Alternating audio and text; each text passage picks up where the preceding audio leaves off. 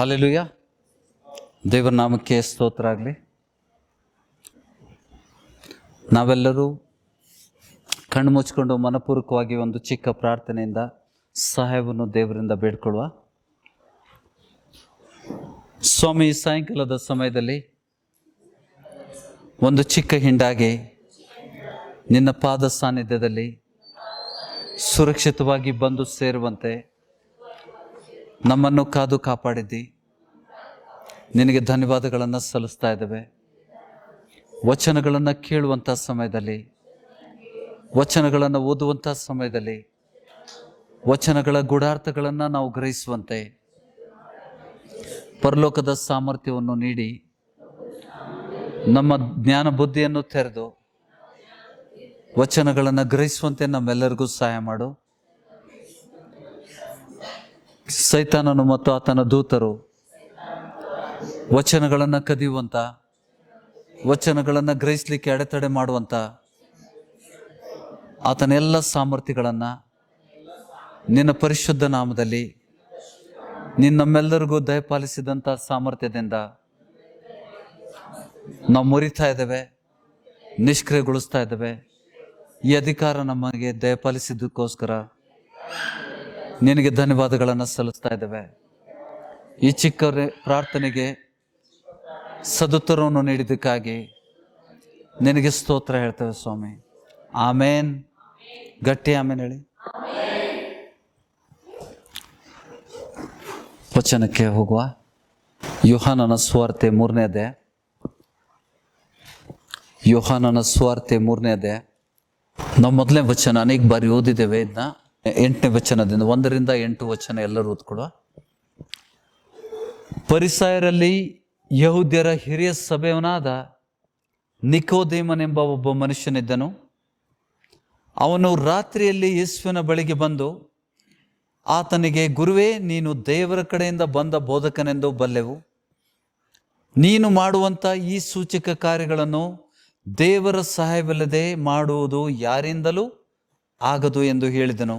ಅದಕ್ಕೆ ಯೇಸು, ನಾನು ನಿನಗೆ ನಿಜ ನಿಜವಾಗಿ ಹೇಳುತ್ತೇನೆ, ಒಬ್ಬನು ಹೊಸದಾಗಿ ಹುಟ್ಟದಿದ್ದರೆ ಅವನು ದೇವರ ರಾಜ್ಯವನ್ನು ಕಾಣಲಾರನು ಅಂದನು. ನಿಕೋದೇಮನು ಆತನನ್ನು, ಮನುಷ್ಯನು ಮುದುಕನಾದ ಮೇಲೆ ಹುಟ್ಟುವುದು ಹೇಗೆ? ಅವನು ತನ್ನ ತಾಯಿಯ ಗರ್ಭದಲ್ಲಿ ತಿರುಗಿ ಸೇರಿ ಹುಟ್ಟುವುದಾದೀತೆ ಎಂದು ಹೇಳಿದನು. ಅದಕ್ಕೆ ಯೇಸು, ನಾನು ನಿನಗೆ ನಿಜ ನಿಜವಾಗಿ ಹೇಳುತ್ತೇನೆ, ಒಬ್ಬನು ನೀರಿನಿಂದಲೂ ಆತ್ಮದಿಂದಲೂ ಹುಟ್ಟದಿದ್ದರೆ ದೇವರ ರಾಜ್ಯಕ್ಕೆ ಸೇರಲಾರನು. ದೇಹದಿಂದ ಹುಟ್ಟಿದ್ದು ದೇಹವೇ, ಆತ್ಮದಿಂದ ಹುಟ್ಟಿದ್ದು ಆತ್ಮವೇ. ನೀವು ಹೊಸದಾಗಿ ಹುಟ್ಟಬೇಕು ಎಂದು ನಾನು ನಿನಗೆ ಹೇಳಿದ್ದರಿಂದ ಆಶ್ಚರ್ಯಪಡಬೇಡ. ಗಾಳಿಯು ಮನುಷ್ಯ ಬಂದ ಕಡೆ ಬೀಸುತ್ತದೆ, ಅದರ ಸಪ್ಪಳವನ್ನು ಕೇಳುತ್ತಿ, ಆದರೆ ಅದು ಎಲ್ಲಿಂದ ಬರುತ್ತದೋ ಎಲ್ಲಿಗೆ ಹೋಗುತ್ತದೋ ನಿನಗೆ ತಿಳಿಯದು. ಆತ್ಮನಿಂದ ಹುಟ್ಟಿದವರೆಲ್ಲರೂ ಅದರಂತೆ ಎಂದನು. ಆಮೇನ್. ಕಣ್ಣಿಗೆ ಕಾಣುವಂಥದ್ದಲ್ಲ. ದೇವರಾತ್ಮನಿಂದ ನಾವು ಹೊಸದಾಗಿ ಹುಟ್ಟಿದಾಗ, ದೇವರಿಂದ ಹೊಸದಾಗಿ ಹುಟ್ಟಿದಾಗ ನಮಗೆ ಫಲಗಳು ಮಾತ್ರ ಸಂಕೇತ. ದೇವರಾತ್ಮನು ಹೊಂದಿದಂಥ ವ್ಯಕ್ತಿಯಲ್ಲಿ ಇರುವಂಥ ಫಲಗಳು ಮಾತ್ರ ಸಂಕೇತ. ಶರೀರದಿಂದ ಹುಟ್ಟಿದ್ದು ಶರೀರ, ಆತ್ಮದಿಂದ ಹುಟ್ಟಿದ್ದು ಆತ್ಮ. 8ನೇ ವಚನದಲ್ಲಿ ದೇವರಾತ್ಮನಿಂದ ಹುಟ್ಟಿದಾಗ ಹುಟ್ಟುವ ರೀತಿಯನ್ನು ಆತನು ಹೇಳ್ತಾ ಇದ್ದಾನೆ. ಗಾಳಿಯು ಮನಸ್ಸು ಬಂದ ಕಡೆ ಬೀಸುತ್ತದೆ, ಅದರ ಸಪ್ಪಳವನ್ನು ಕೇಳುತ್ತಿ, ಆದರೆ ಅದು ಎಲ್ಲಿಂದ ಬರುತ್ತದೋ ಎಲ್ಲಿಗೆ ಹೋಗುತ್ತದೋ ನಿನಗೆ ತಿಳಿಯದು. ಆತ್ಮನಿಂದ ಹುಟ್ಟಿದವರೆಲ್ಲರೂ ಅದರಂತೆ ಎಂದನು. ಕಣ್ಣಿಗೆ ಕಾಣುವುದಿಲ್ಲ ಗಾಳಿ ಬೀಸುವುದನ್ನು ನಾವು ತಿಳ್ಕೊತೇವೆ. ಅದು ಎಲ್ಲಿಂದ ಬರ್ತದೆ, ಎಲ್ಲಿಗೆ ಹೋಗ್ತದೆ ನಮ್ಗೆ ಗೊತ್ತಿಲ್ಲ. ಅದರಂತೆ ದೇವರಾತ್ಮನಿಂದ ಹುಟ್ಟಿದವರು, ದೇವರಿಂದ ಹೊಸದಾಗಿ ಹುಟ್ಟಿದವರು, ಶಾರೀರಿಕ ಬದಲಾವಣೆ ಅವರಲ್ಲಿ ಕಂಡು ಬರುವುದಿಲ್ಲ. ಶಾರೀರಿಕ ಬದಲಾವಣೆ ಅವರಲ್ಲಿ ಕಂಡು ಬರುವುದಿಲ್ಲ. ದೇವರಾತ್ಮನು ಹೊಂದಿದಂಥ ವ್ಯಕ್ತಿಯನ್ನು ನಾವು ಆತನ ಫಲಗಳಿಂದ ಗುರುತಿಸುವಂತೆ ದೇವರು ತಿಳಿಸಿದ್ದಾನೆ. ಹೌದಾ? ದೇವರಾತ್ಮನಿಂದ ಹುಟ್ಟಿದವರಲ್ಲಿ ದೇವರಾತ್ಮನಿಂದ ಉಂಟಾಗುವ ಫಲಗಳು. ಗಲಾತ್ಯ ಪತ್ರಿಕೆ 22, 23 ನಾವು ಓದಿದ್ದೇವೆ. ಅಲ್ಲಿಗೆ ಹೋಗೋದು ಬೇಡ, ಎಲ್ಲರಿಗೂ ಬಾಟುಂಟು. ಹೌದಾ? ದೇವರಾತ್ಮನಿಂದ ಉಂಟಾಗುವ ಫಲಗಳು ಯಾವುದು? ಪ್ರೀತಿ, ಸಂತೋಷ, ಸಮಾಧಾನ, ದೀರ್ಘಶಾಂತಿ, ಸಾಧುತ್ವ, ಉಪಕಾರ, ಶಮೆಧಮೆ, ಸೆಲ್ಫ್ ಕಂಟ್ರೋಲ್. ಮತ್ತೆ ಇವೆಲ್ಲವುಗಳು, ಇವೆಲ್ಲ ಸೈತಾನನ ವಿರುದ್ಧವಾಗಿ ನಿಲ್ಲುವಂಥ ಸಾಮರ್ಥ್ಯಗಳು, ಸೈತಾನನ ವಿರುದ್ಧವಾಗಿ ನಿಲ್ಲುವಂಥ ಫಲಗಳು ಇವು. ಆಮೇನ್. ಇಲ್ಲಿ ನಾವು ಬೇರೆ ಬೇರೆ ಭಾಷೆಯಲ್ಲಿ ಪೌಲ ಏನು ಹೇಳ್ತಾ ಇದ್ದಾನೆ ಇದೇ ವಿಷಯದಲ್ಲಿ, ಅಪೊಸ್ತಲರು ಕೂಡ ನುಡಿದಂಥ ಅದೇ ಶಬ್ದವನ್ನು ಬಳಸದೆ ಬೇರೆ ರೀತಿಯಲ್ಲಿ ಅಪೊಸ್ತಲರು 8ನೇ ಅಧ್ಯಾಯದಲ್ಲಿ, ರೋಮಾಪುರದ ಪತ್ರಿಕೆ 8ನೇ ಅಧ್ಯಾಯದಲ್ಲಿ ಪೌಲ ಏನು ಹೇಳ್ತಾ ಇದ್ದಾನೆ? 8ನೇ ವಚನ 8-9 ನಾವು ನೋಡ್ತೇವೆ. ರೋಮಾಪುರದ ಪತ್ರಿಕೆ 8-9.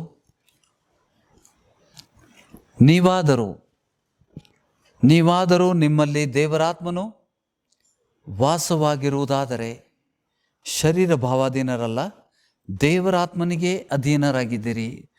ನಾವು ಹೊಸದಾಗಿ ಹುಟ್ಟಿದಾಗ, ದೇವರಿಂದ ಹೊಸದಾಗಿ ಹುಟ್ಟಿದಾಗ ಯೇಸು ಸ್ವಾಮಿ ಹೇಳಿದಲ್ಲ, ಹೊಸದಾಗಿ ಹುಟ್ಟದೇ ಇದ್ದರೆ ನೀನು ದೇವ್ರ ರಾಜ್ಯದಲ್ಲಿ ಸೇರುವುದೇ ಇಲ್ಲ. ಅಂದರೆ ನಾವು ಹೊರಗಡೆ ಇದ್ದೇವೆ, ದೇವರ ರಾಜ್ಯದ ಹೊರಗಡೆ ಇರ್ತೇವೆ. ನೀವಾದರೂ ನಿಮ್ಮಲ್ಲಿ ದೇವರಾತ್ಮನು ವಾಸವಾಗಿರುವುದಾದರೆ ಶರೀರ ಭಾವಾಧೀನರಲ್ಲ, ದೇವರಾತ್ಮನಿಗೆ ಅಧೀನರಾಗಿದ್ದೀರಿ. ದೇವರಾತ್ಮನು ನಮ್ಮನ್ನು ನಡೆಸ್ತಾನೆ, ದೇವರಾತ್ಮನಿಗೆ ನಾವು ಅಧೀನರಾಗ್ತೇವೆ. ದೇವರಿಂದ ನಡೆಸಲ್ಪಟ್ಟವರೇ, ದೇವರಾತ್ಮನಿಂದ ನಡೆಸಲ್ಪಟ್ಟವರೇ ದೇವರ ಮಕ್ಕಳು. ಮುಂದೆ ಏನು ಹೇಳ್ತಾನೆ? ಯಾವನಿಗಾದರೂ ಕ್ರಿಸ್ತನ ಆತ್ಮನು ಇಲ್ಲದಿದ್ದರೆ ಅವನು ಕ್ರಿಸ್ತನಿಗೆ ಸಂಬಂಧಪಟ್ಟವನೇ ಅಲ್ಲ, ಕ್ರಿಸ್ತನವನಲ್ಲ. ಆಮೇನ್. ಇವೆಲ್ಲ ವಚನಗಳನ್ನ ನಾವು ತಿಳ್ಕೋಬೇಕು. ಕೆಲವೊಂದು ನಾವೆಲ್ಲರೂ ಕಲಿತಾ ಇದ್ದೇವಾ? ನಾವೆಲ್ಲರೂ ವಿ ಆರ್ ಆಲ್ ಸ್ಟೂಡೆಂಟ್ಸ್. ದೇವರಾತ್ಮನು ನಮ್ಮನ್ನು ಕಲಿಸುವಂಥ ವ್ಯಕ್ತಿ ಅವರೆಲ್ಲರೂ ದೇವರಿಂದ ಕಲಿಸಲ್ಪಡೋರಂತ ಪ್ರವಾದಿಗಳ ಗ್ರಂಥದಲ್ಲಿ ಬರೆಯಲ್ಪಟ್ಟಿದೆ ಅಂತ ಯೇಸು ಸ್ವಾಮಿ ಹೇಳ್ತಾ ಇದ್ದಾನೆ. ಈ ಕಾರಣದಿಂದ ತಂದೆಯಿಂದ ಕೇಳಿ ಕಲ್ತವರು ನನ್ನ ಬಳಿಯಲ್ಲಿ ಬರ್ತಾರೆ. ತಿಮೋತಿಯ ಪತ್ರಿಕೆಗೆ ಹೋಗುವ. 1ನೇ ತಿಮೋತಿ 5ನೇ ಅಧ್ಯಾಯ 17ನೇ ವಚನದಿಂದ ನಾವು ಓದ್ಕೊಳ್ಳುವ. ದೇವರು ನಾವು ಮೋಸ ಹೋಗದಂತೆ, ಸಭೆಯಲ್ಲಿದ್ದಂಥ ಜನರು ಮೋಸ ಹೋಗದಂತೆ ನಮ್ಮನ್ನು ವಚನದಿಂದ ಬಲಪಡಿಸ್ತಾನೆ. ದೇವರ ವಾಕ್ಯಗಳನ್ನು ನಾವು ಕೇಳಿದಾಗ ಆ ಜ್ಞಾನವನ್ನು ಪಡ್ಕೊಂಡು ನಾವು ಶುದ್ಧರಾಗ್ತೇವೆ. ಸಜೀವ ವಾಕ್ಯಗಳು ನಮ್ಮನ್ನು ಶುದ್ಧಪಡಿಸ್ತಾವ. ನಾವು ಹೊಸದಾಗಿ ಹುಟ್ಟುವುದು ಹೇಗೆ? ಸದಾ ಜೀವವುಳ್ಳ ವಾಕ್ಯಗಳು ನಮ್ಮಲ್ಲಿ ಬಿತ್ತಲ್ಪಟ್ಟಾಗ ನಾವು ಹೊಸದಾಗಿ ಹುಡ್ತೇವೆ ಅಂತ ದೇವರ ವಚನ ಹೇಳ್ತದೆ. ಆಮೇನ್. 17ನೇ ವಚನದಲ್ಲಿ ಚೆನ್ನಾಗಿ ಅಧಿಕಾರ ನಡೆಸುವ ಸಭೆಯ ಹಿರಿಯರನ್ನು ಅವರೊಳಗೆ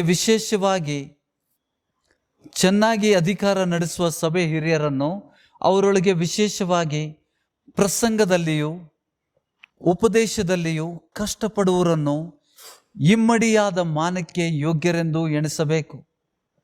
ಗಲಾತಿಯ 6:6 ಕೂಡ ಅದನ್ನೇ ಹೇಳ್ತಾನೆ. ನನಗೆ ಗೊತ್ತಿಲ್ಲ ಯಾಕೆ ಪೌಲ ಇದನ್ನು ಎರಡು ಆ ಪತ್ರಿಕೆಯಲ್ಲಿ 6:6 ಕೂಡ ಬರೆದಿದ್ದಾನೆ. ಯಾರಿಂದ ನೀವು ಬೋಧನೆ ಹೊಂದಿರಿ ಅವರಿಗೆ ನೀವು ಹೆಚ್ಚಾದ ಸಮ್ಮಾನವನ್ನು ಕೊಡಿ. ಅಷ್ಟೇ ಅಲ್ಲದೆ ನಿಮಗಿರುವುದರ ಎಲ್ಲದರಲ್ಲಿ ಪಾಲು ಕೊಡ್ರಿ ಅಂತ ಹೇಳ್ತಾ ಇದ್ದಾನೆ. ನಿಮಗಿರುವ ಒಳ್ಳೆಯ ವಿಷಯದಲ್ಲಿ ಎಲ್ಲದರಲ್ಲಿ ಪಾಲು ಕೊಡಿ ಅಂತ ಹೇಳ್ತಾ ಇದ್ದಾನೆ. ಚೆನ್ನಾಗಿ ಅಧಿಕಾರ ನಡೆಸುವ ಸಭೆ ಹಿರಿಯರನ್ನು ಅವರೊಳಗೆ ವಿಶೇಷವಾಗಿ ಪ್ರಸಂಗದಲ್ಲಿಯೂ ಉಪದೇಶದಲ್ಲಿ ಕಷ್ಟಪಡುವವರನ್ನು ಇಮ್ಮಡಿಯಾದ ಮಾನಕ್ಕೆ ಯೋಗ್ಯರೆಂದು ಎಣಿಸಬೇಕು. ಕಣ ತುಳಿಯುವ ಎತ್ತಿನ ಬಾಯಿಯನ್ನು ಕಟ್ಟಬಾರದೆಂತಲೂ ಆಳು ತನ್ನ ಕೂಲಿಗೆ ಅಂಬಲಿಗೆ ಯೋಗ್ಯನಾಗಿದ್ದಾನೆಂದು ಶಾಸ್ತ್ರದಲ್ಲಿ ಹೇಳಿದೆ ಅಲ್ಲ. ಯೇಸು ಸ್ವಾಮಿ ಕೂಡ ಹೇಳಿದಾನ, ಆಳು ಅಂಬಲಿಗೆ ಯೋಗ್ಯನಷ್ಟೇ ಅಂತ ಯೇಸು ಸ್ವಾಮಿ ಕೂಡ ಹೇಳಿದ್ದಾನೆ. ಯಾಕಂದರೆ ಶಿಷ್ಯರಿಗೆ ಆತನು ಕಳಿಸ್ತಾ ಇದ್ದಾನೆ, ನೀವು ಸ್ವಾರ್ಥಿಗೆ ಹೋಗುವಂಥ ಸಮಯದಲ್ಲಿ ಏನು ತಗೊಂಡು ಹೋಗ್ಬೇಡಿ ಅಂತ. 2 ಅಂಗಿಗಳು, 2 ಕೆರಗಳು, ಹಣ, ಬೆಳ್ಳಿ, ಬಂಗಾರ ಸವರ್ಕೊಂಡು ಹೋಗ್ಬೇಡಿ ಅಂತ ಹೇಳ್ತಾನೆ. ಯಾಕೆಂದ್ರೆ ಆಳು ಅಂಬಲಿಗೆ ಯೋಗ್ಯನಷ್ಟು. ಇಲ್ಲಿ ಅದನ್ನೇ ಹೇಳ್ತಾ ಇದ್ದಾನೆ. ಕಣ ತುಳಿಯುವ ಎತ್ತಿನ ಬಾಯಿ ಕಟ್ಟಬಾರದೆಂತಲೂ, ದೇವ್ರ ರಾಜ್ಯದಲ್ಲಿ ಅನೇಕ ರೀತಿಯಲ್ಲಿ ಆತನು ಮಾತಾಡಿದ್ದಾನೆ. ಪೌಲ 9ನೇ ಅಧ್ಯಾಯ ಕೊರಿಂಥಿನಲ್ಲಿ ಹೇಳಿದ್ದಾನೆ. ಅಲ್ಲಿ ಕೂಡ ನಾವು ನೋಡ್ತೇವೆ ಆತನು ಇದೇ ಶಬ್ದ ಬಳಸಿದ್ದಾನೆ. ಕಣ ತುಳಿಯುವ ಎತ್ತಿನ ಬಾಯಿ ಕಟ್ಟಬಾರದೆಂತಲೂ, ಆಳು ತನ್ನ ಕೂಲಿಗೆ ಯೋಗ್ಯನಾಗಿದೆಂತಲೂ ಶಾಸ್ತ್ರದಲ್ಲಿ ಹೇಳಿದೆಯಲ್ಲ. ಸಭೆ ಹಿರಿಯನ ಮೇಲೆ, ಸಭೆಯನ್ನು ನಡೆಸುವಂಥ ವ್ಯಕ್ತಿ ಸಭೆ ಹಿರಿಯನ ಮೇಲೆ ಯಾರಾದರೂ ದೂರು ಹೇಳಿದರೆ 2-3 ಸಾಕ್ಷಿಗಳಿಂದ ಹೊರತಾಗಿ ಅದನ್ನು ಮನಸ್ಸಿಗೆ ತೆಗೆದುಕೊಳ್ಳಬೇಡ. ಆಮೇನ್. ಸಭೆ ಹಿರಿಯನ ಮೇಲೆ ಯಾರಾದರೂ ದೂರ ಹೇಳಿದರೆ 2 ಅಥವಾ 2-3 ಸಾಕ್ಷಿಗಳಿದ್ದ ಹೊರತಾಗಿ ಅದನ್ನು ಮನಸ್ಸಿಗೆ ತೆಗೆದುಕೊಳ್ಳಬೇಡ. ಆಮೇನ್. ಈಗ ಸಾಕ್ಷಿಗಳು ಯಾರಾಗಿರ್ಬೇಕು? ಎಂಥ ಸಾಕ್ಷಿಗಳಿರ್ಬೇಕು? ಸಭೆ ಹಿರಿಯನ ಮೇಲೆ ಯಾರಾದರೂ ದೂರು ಹೇಳಿದರೆ ಅದಕ್ಕೆ ಸಾಕ್ಷಿ ಬೇಕು. 2-3 ಸಾಕ್ಷಿಗಳಿದ್ದ ಹೊರತಾಗಿ ಅದನ್ನು ಮನಸ್ಸಿಗೆ ತೆಗೆದುಕೊಳ್ಳಬೇಡ. ಸಾಕ್ಷಿ ಹೇಳೋರು ಎಂಥವ್ರು ಇರಬೇಕು? ದೂರು ಹೇಳಿದಂಥ ವ್ಯಕ್ತಿ ಎಂಥವ್ರು ಇರಬೇಕು? ದೇವ ಜನಕ್ಕೆ ಸಂಬಂಧಪಟ್ಟವನಾಗಿರ್ಬೇಕು. ಮೊದಲನೇದು, ಆತನು ದೇವ ಜನಕ್ಕೆ ಸಂಬಂಧಪಟ್ಟವನಾಗಿರಬೇಕು. ಸಮಾನ ಸಭೆಯಿಂದ, ಹೌದಪ್ಪ ಈ ವ್ಯಕ್ತಿ ಸುಳ್ಳಾಡೋದಿಲ್ಲ, ಅವನು ಸಭೆಯಿಂದ ಮಾನ್ಯತೆ ಪಡೆದಂಥ ವ್ಯಕ್ತಿಯಾಗಿರಬೇಕು. ಇಲ್ಲಾದರೆ ಗಲಿಬಿಲಿ ಆಗ್ತದೆ. ತಪ್ಪಾದ ನ್ಯಾಯ ತೀರ್ಪಿಗೆ ಒಳಗಾಗ್ತೇವೆ ನಾವು. ಬೇರೆ ಬೇರೆ ಭಾಷೆಯಲ್ಲಿ ಓದ್ಕೊಳ್ಳುವ. 17ರಿಂದ 19 3 ವಚನಗಳನ್ನು ಓದುವ. Let the elders who rule well be considered worthy of double honor, especially those who labor in preaching and teaching. ದೇವರನ್ನು ಸನ್ಮಾನಿಸುವುದು ಅಂತ ನಾವು ಕಲ್ತಿದ್ದೇವೆ. ನಿಮ್ಮ ಪ್ರಥಮ ಫಲದಿಂದ, ನಿಮ್ಮ ಆದಾಯದಿಂದ ಯೆಹೋವನನ್ನು ಸನ್ಮಾನಿಸು.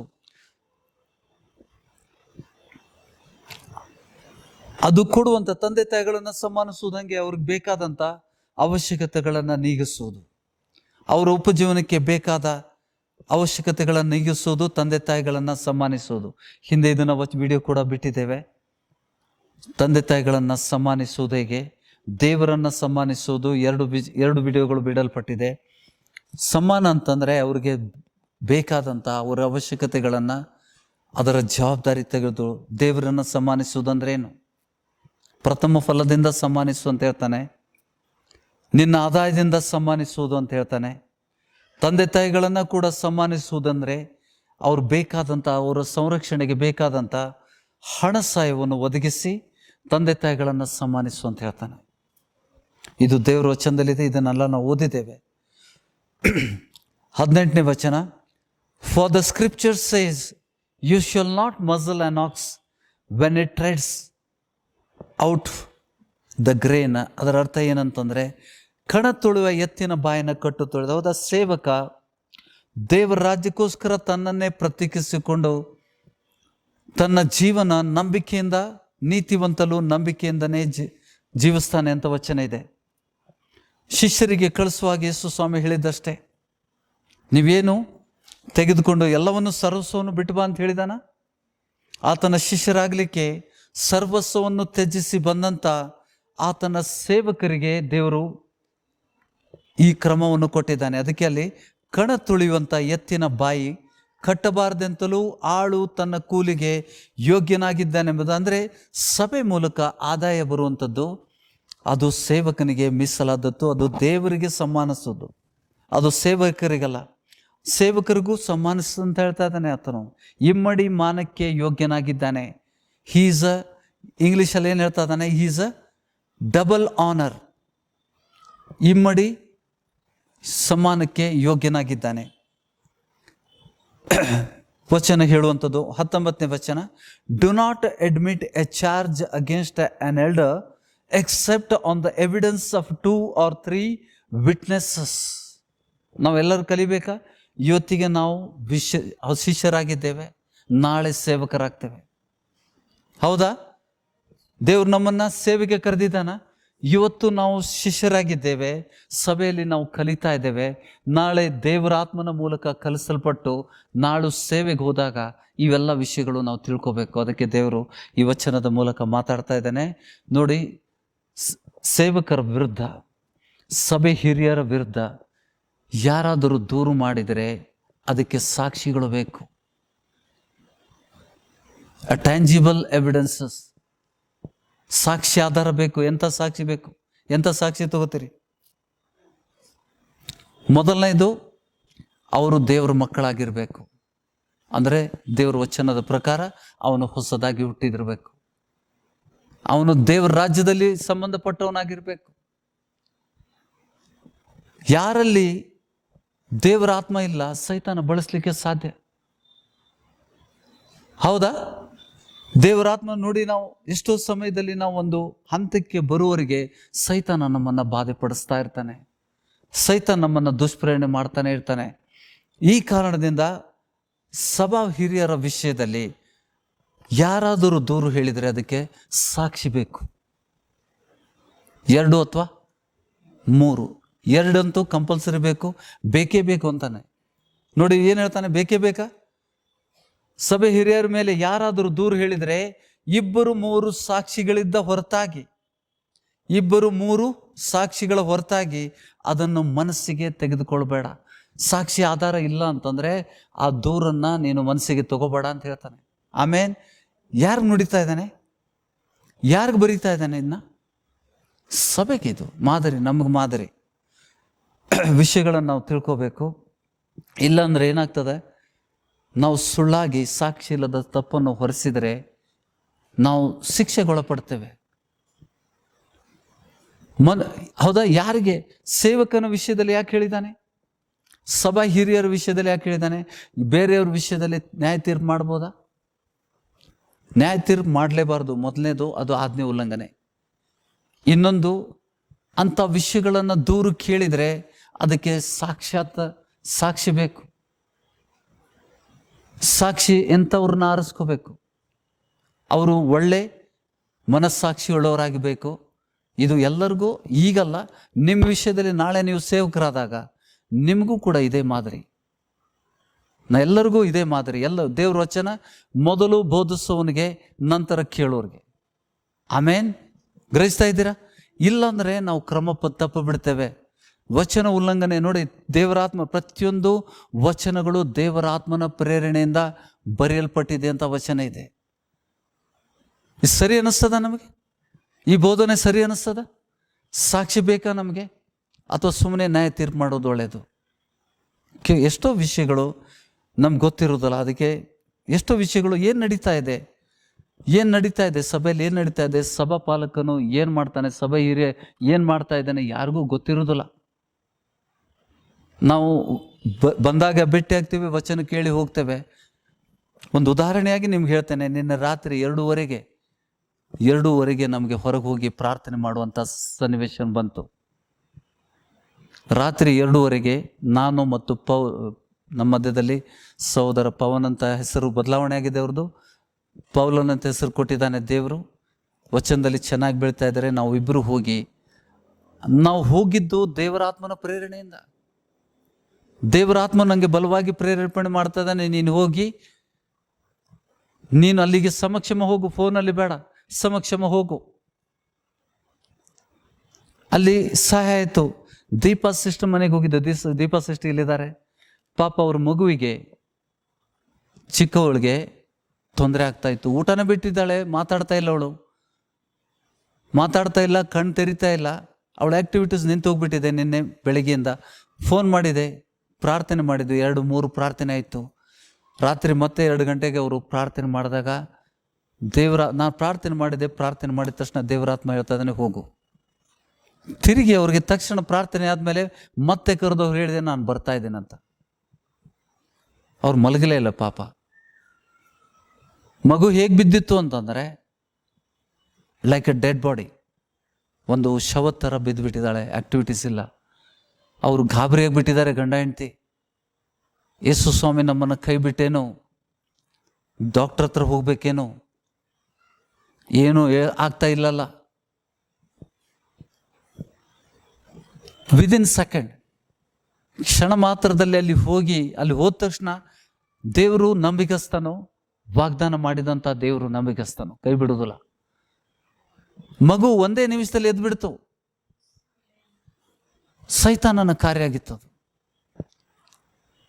ಸೈತಾನ, ಯಾಕೆಂದ್ರೆ ಇದನ್ನ ನಾವು ಗಮನಿಸ್ತಾ ಇರ್ತೀವಿ. ಪ್ರಾಕ್ಟಿಕಲಿ ನಾವು ಫೀಲ್ಡಲ್ಲಿ ಇದ್ದಾಗ, ನಾವು ಸೇವೆಯಲ್ಲಿ ಇದ್ದಾಗ ಅನೇಕ ವಿಷಯಗಳು ನಾವು ಹೊಸದಾಗಿ ಕಲಿತಾ ಇರ್ತೇವೆ. ಪವನ್ ಅದಕ್ಕೆ ಸಾಕ್ಷಿ, ದೀಪ ಸಿಸ್ಟ್ರು ಸಾಕ್ಷಿ, ನೀವು ಕೇಳ್ಕೋಬೋದು. ಮಗು ಈಗ ಎಲ್ಲಿದ್ದಾಳೆ? ಆಟ ಆಡ್ತಾ ಇದ್ದಾಳೆ. ನಿನ್ನೆ ಬೆಳಿಗ್ಗೆಯಿಂದ ಅದಕ್ಕೆ ಆಕ್ಟಿವಿಟೀಸ್ ಇಲ್ಲ, ಒಂದು ಶವ ಥರ ಇದ್ದಾಳೆ. ಅವ್ರು ಗಾಬರಿ ಆಗಿದ್ದಾರೆ, ಉಸಿರಾಡ್ತಾ ಇದ್ದಾಳೆ ಅಷ್ಟೇ. She is breathing but no activities, no talks, no food. ಆಹಾರ ಸೇವನೆ ಮಾಡ್ತಾ ಇಲ್ಲ, ಕಣ್ಣು ತೆರೀತಾ ಇಲ್ಲ. ಯಾವ ತಂದೆ ತಾಯಿಗೆ ಭಯ ಆಗೋದಿಲ್ಲ? ದೇವರ ಆತ್ಮನು ಸ್ಪಷ್ಟ ಹೇಳ್ತಾ ಇದ್ದಾನೆ, ತಕ್ಷಣ ಹೋಗೋ ಅವ್ರ ನಂಬಿಕೆ ಕದಲ್ತಾ ಇದೆ, ಹೋಗಿ ಬಲಪಡಿಸು. ಹೋದ ತಕ್ಷಣ ಒಂದೇ ಸೆಕೆಂಡಲ್ಲಿ, ಒಂದೇ ಕ್ಷಣ ಅಲ್ಲ ಸಿಸ್ಟರ್, ಎಷ್ಟು ಬೇಗ ಬಂದಿದ್ದೇವೆ ನಾವು. ಎದ್ದು ಬಿಟ್ಟರು ಅವಳು. ಸೈತಾನನ ಕಾರ್ಯಗಳು.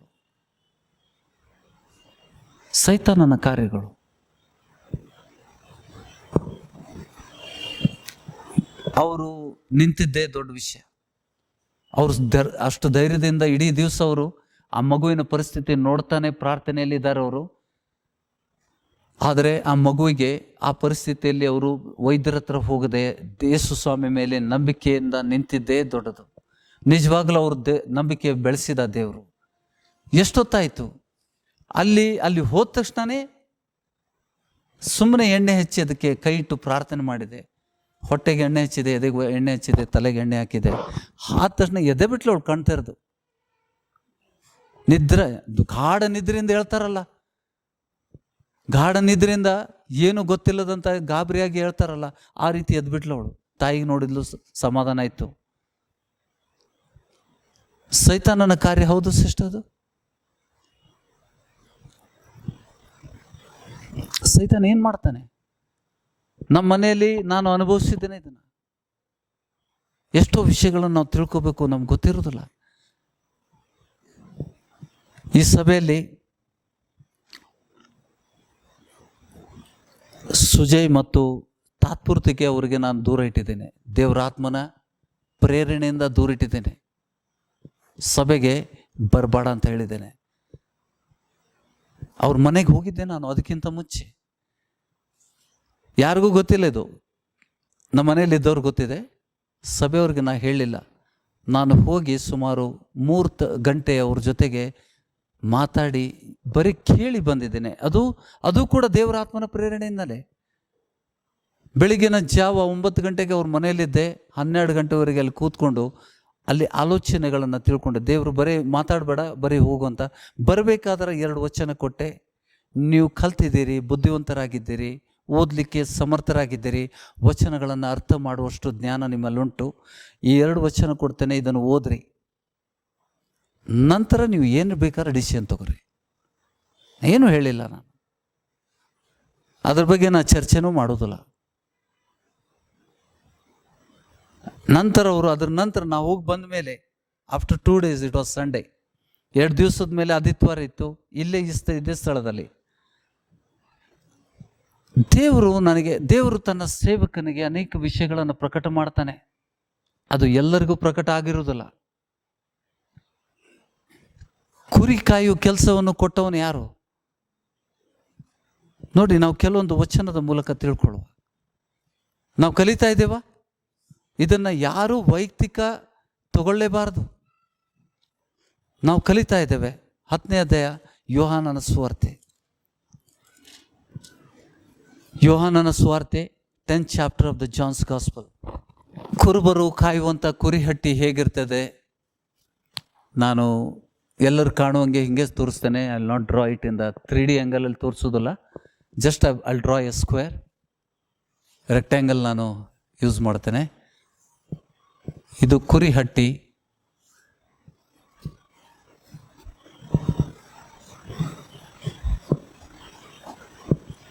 ಅದಕ್ಕೊಂದು ಬಾಗಲ, ಕುರಿಹಟ್ಟಿಗೆ ಬಾಗಿಲಿರ್ತದೆ. ಯೇಸು ಸ್ವಾಮಿ ಕುರಿಹಟ್ಟಿ ವಿಷಯದಲ್ಲಿ ಮಾತಾಡ್ತಾ ಇದ್ದಾನೆ. ಕುರಿಹಟ್ಟಿ ಹೀಗೆ ಇರೋದು ಹೆಚ್ಚಾಗಿ. ನಾನು ಜಸ್ಟ್ ರಫ್ ನಾನು ಡ್ರಾ ಮಾಡಿದ್ದೇನೆ, ಲೈನ್ ಡ್ರಾ ಮಾಡಿದ್ದೇನೆ ಅಷ್ಟೇ. ಇಲ್ಲಿ ಕುರಿಗಳಿರ್ತವೆ. ಈ ಕುರಿಗಳು ಈ ಕುರಿಹಟ್ಟಿಯ ಬಾಗಿಲ ಒಳಗಿಂದ ಬರ್ತವೆ. ಕುರುಬ ಕೂಡ ಬರುವುದು ಹೋಗುವುದು ಬಾಗಿಲ ಮೂಲಕನೇ. ಅದನ್ನ ಉದಾಹರಣೆಯಾಗಿ ಸ್ವಾಮಿ ಇಲ್ಲಿ ತೆಗೆದುಕೊಂಡಿದ್ದಾನೆ.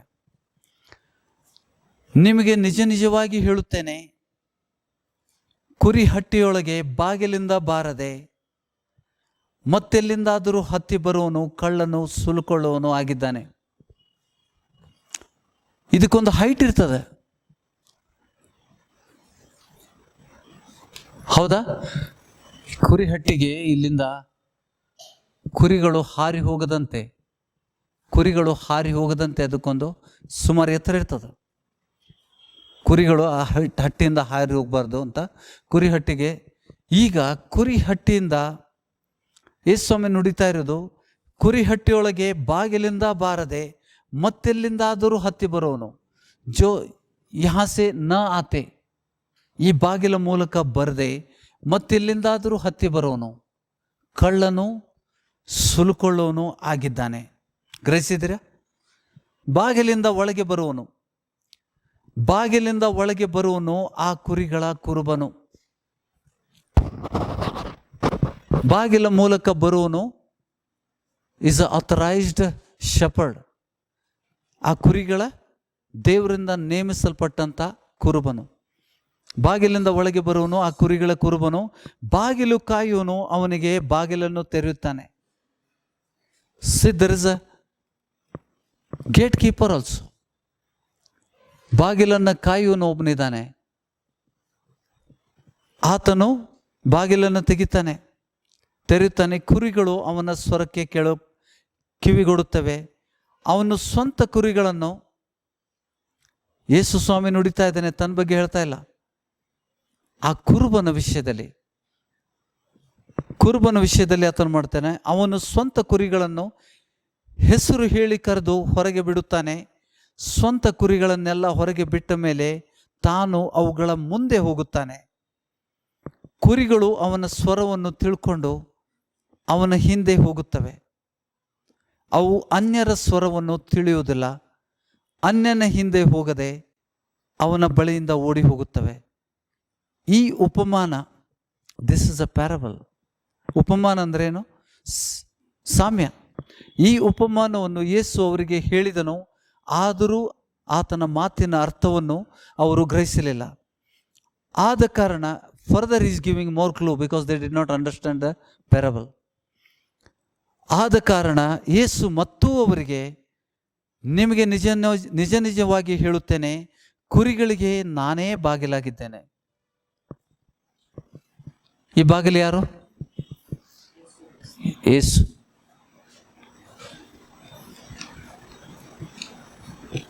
ಬಾಗಿಲನ್ನು ತೆಗೆಯುವನು ಮುಚ್ಚುವನು ಅವನೇ. ಆ ಬಾಗಿಲ ಮೂಲಕ ಬಾಗಿಲನ್ನು ಕಾಯುವಂತ ಬಾಗಿಲನ್ನೇ ನಾನು ಅಂತ ಹೇಳ್ತಾನೆ. ನಿಮಗೆ ನಿಜವಾಗಿ ಹೇಳುತ್ತೇನೆ, 7ನೇ ವಚನ. ಆದ ಕಾರಣ ಯೇಸು ಮತ್ತೂ ಅವರಿಗೆ, ಮತ್ತೂ ಅಂತಂದ್ರೆ he is giving more information. ನಿಮಗೆ ನಿಜವಾಗಿ ಹೇಳುತ್ತೇನೆ, ಕುರಿಗಳಿಗೆ ನಾನೇ ಬಾಗಿಲಾಗಿದ್ದೇನೆ. ನನಗಿಂತ ಮುಂಚೆ ಬಂದವರೆಲ್ಲರೂ ಕಳ್ಳರು ಸುಲುಕೊಳ್ಳೋರು ಆಗಿದ್ದಾರೆ. ಆದರೆ ಕಿವಿಗಳು ಅವರಿಗೆ ಕಿವಿಗೊಡಲಿಲ್ಲ. ನಾನೇ ಆ ಬಾಗಿಲು ಕಾಯುವನು ಆತನೇ, ಬಾಗಿಲು ಕೂಡ ನಾನೇ ಅಂತ ಹೇಳ್ತಾನೆ. ಹೌದಾ? ಸೊ ಇದೆಲ್ಲ ಆತನಿಗೆ ಸಂಬಂಧಪಟ್ಟಿತ್ತ? ಆ ಕುರಿ ಹಟ್ಟಿಗೆ ಬಾಗಿಲು ನಾನೇ, ಬಾಗಿಲನ್ನು ಕಾಯುವನು ನಾನೇ.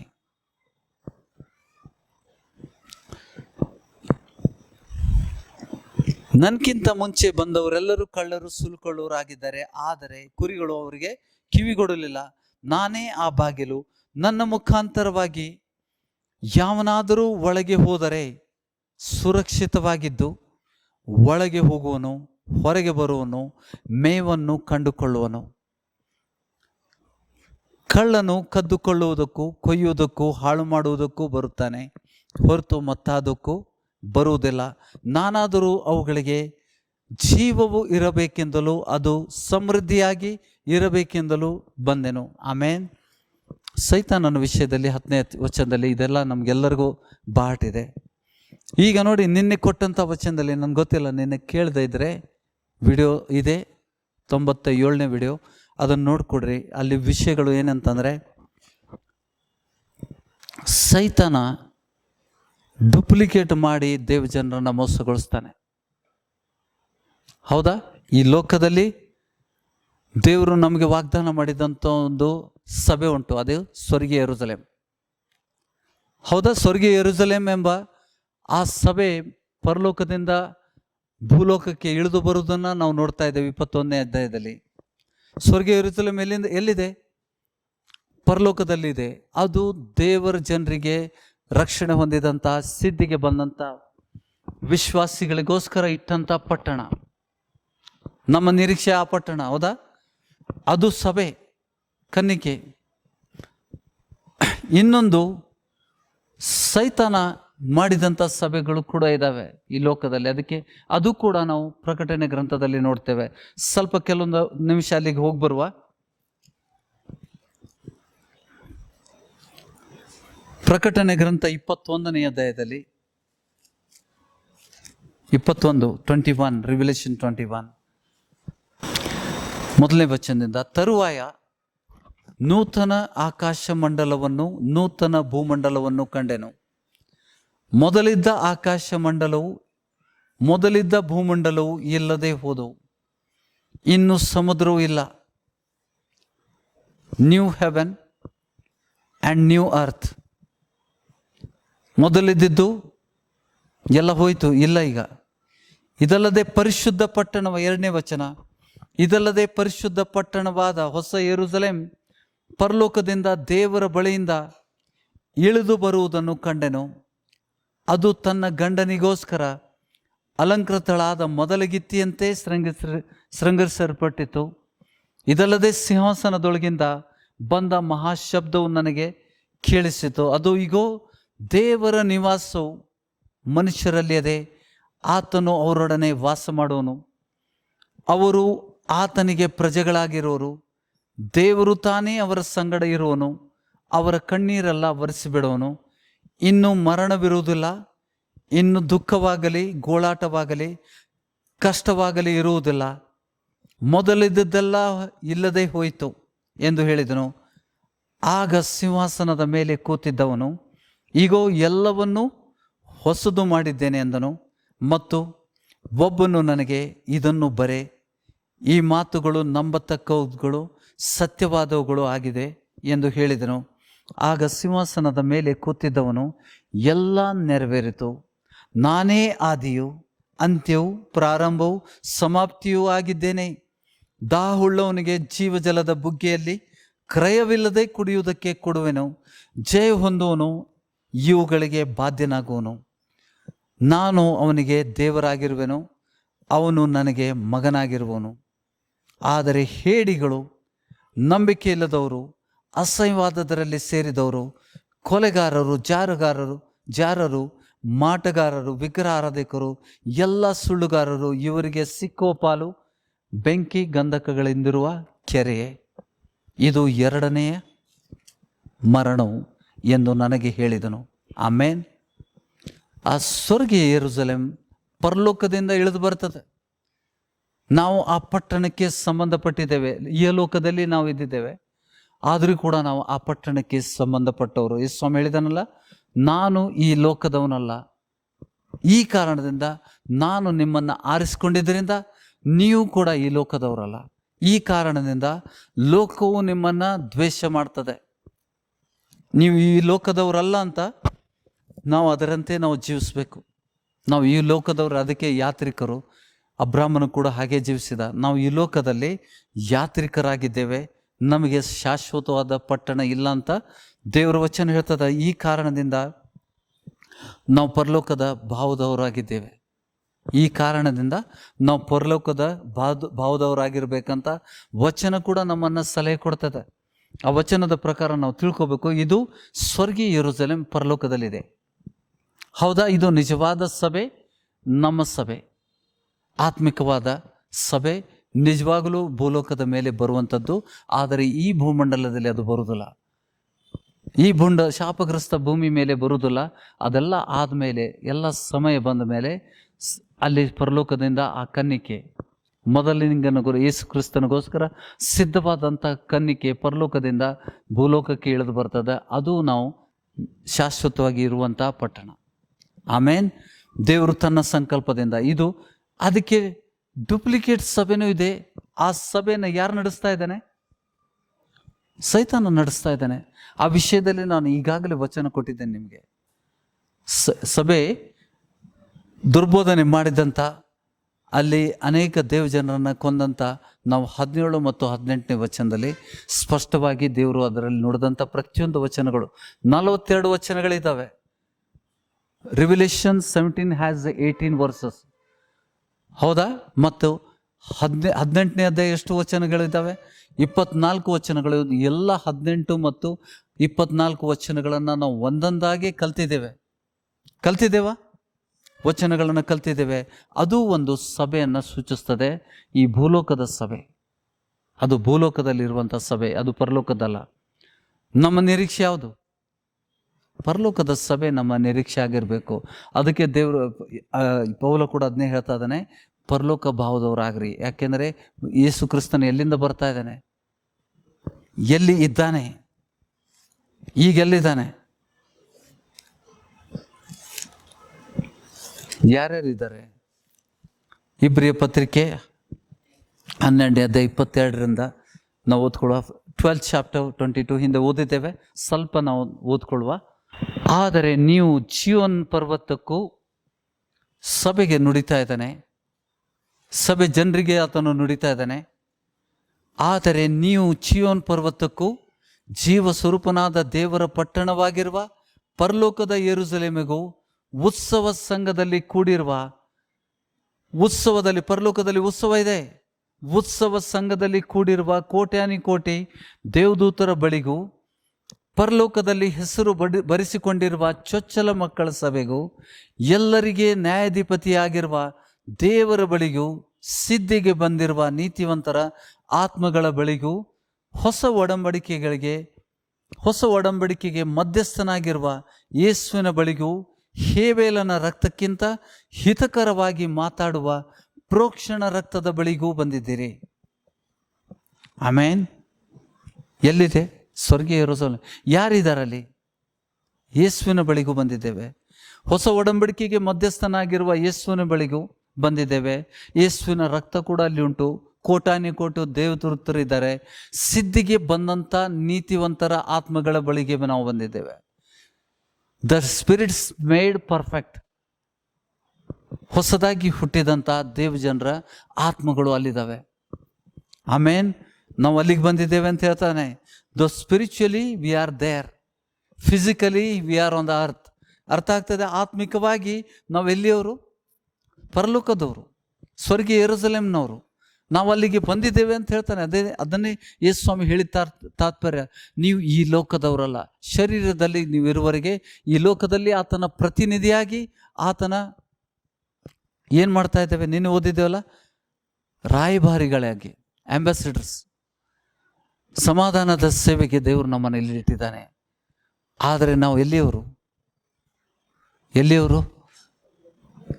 ಯಾರಾದರೂ ಕೇಳಿದರೆ ಎಲ್ಲಿಯವರು ಅಂದರೆ ಏನು ಹೇಳ್ತೀರಿ?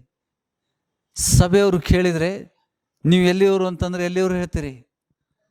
ಪರಲೋಕದ ಸ್ವರ್ಗೀಯ ಯೆರೂಸಲೇಮ್ನವ್ರು ನಾವು. ಅದು ನಮಗೆ ಶಾಶ್ವತವಾದ ದೇವರು ಕಟ್ಟಿದಂಥ ಪಟ್ಟಣ. ಗ್ರಹಿಸ್ತಾ ಇದ್ದೀರಾ? ಈ ವಿಷಯಗಳನ್ನು ನೋಡಿ, ಇದು ಪವಿತ್ರಾತ್ಮನ ಮೂಲಕ ಪ್ರಕಟ ಆದಂಥ ವಿಷಯಗಳು. ಲೋಕದಲ್ಲಿ ಕೂಡ ಇನ್ನೊಂದು ಸಭೆ ಉಂಟು. ಆ ವಿಷಯದಲ್ಲಿ ನೋಡಿ, ಆ ಸಭೆ ದೇವಜನರ ರಕ್ತವನ್ನು ಕುಡಿದು ಮತ್ತಳಾಗಿದ್ದಳು ಅಂತ ಹೇಳ್ತಾನೆ. ಭೂಮಿಯಲ್ಲಿ ಕೊಲ್ಲಲ್ಪಟ್ಟರ ದೇವಜನರ ರಕ್ತವು, ಪ್ರವಾದಿಗಳ ರಕ್ತವು ನಿನ್ನಲ್ಲಿ ಸಿಕ್ಕಿತ್ತು ಅಂತ ದೇವರು ಆ ವಚನದಲ್ಲಿ ನುಡಿದಿದ್ದಾನೆ.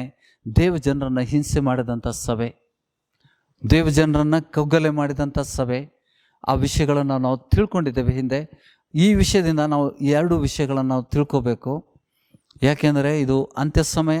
ಆತ್ಮಿಕ ವಿಷಯದಲ್ಲಿ ನಾವು ಪ್ರಗತಿ ಹೊಂದಬೇಕು. ದೇವರ ವಿಷಯದಲ್ಲಿ ನಾವು ತಪ್ಪಾದ ವಚನದ ಜ್ಞಾನ ಇಲ್ಲದೆ ನಾವು ತಪ್ಪು ಮಾಡಿದರೆ ತಿದ್ಕೋಬೇಕು. ಹೌದಾ? ದೇವರು ವಚನ ಸಿಗುವವರೆಗೆ ನೀವು ಮಾಡಿದ ತಪ್ಪುಗಳನ್ನು ದೇವರು ಲೆಕ್ಕಕ್ಕೆ ತೆಗೆದುಕೊಳ್ಳುವುದಿಲ್ಲ ಅಂತ ಹೇಳಿದ್ದಾನೆ. Until the law is given to you. ದೇವರ ವಾಕ್ಯ ನೀವು ಗ್ರಹಿಸುವವರೆಗೆ ನೀವು ಮಾಡಿದ ತಪ್ಪಿಗೆ ದೇವರು ಪಾಪದ ಲೆಕ್ಕಕ್ಕೆ ಹಾಕಲಿಲ್ಲ. Are you getting me? ಇದನ್ನು ರೋಮಾಪುರದ ಪತ್ರಿಕೆ 5:13 ನಾವು ಓದಿದ್ದೇವೆ. ಬೇಕಾದ್ರೂ ಮತ್ತೊಮ್ಮೆ ಓದ್ಕೊಳ್ವಾ? ರೋಮನ್ಸ್ 5, ರೋಮಾಪುರದ ಪತ್ರಿಕೆ 5ನೇ ಅಧ್ಯಾಯದಲ್ಲಿ 13ನೇ ವಚನ.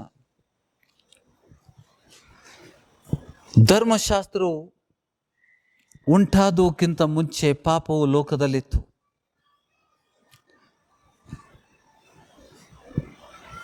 ಆದರೆ ಧರ್ಮಶಾಸ್ತ್ರವಿಲ್ಲದಿರುವಾಗ ಪಾಪವು ಲೆಕ್ಕಕ್ಕೆ ಬರುವುದಿಲ್ಲ.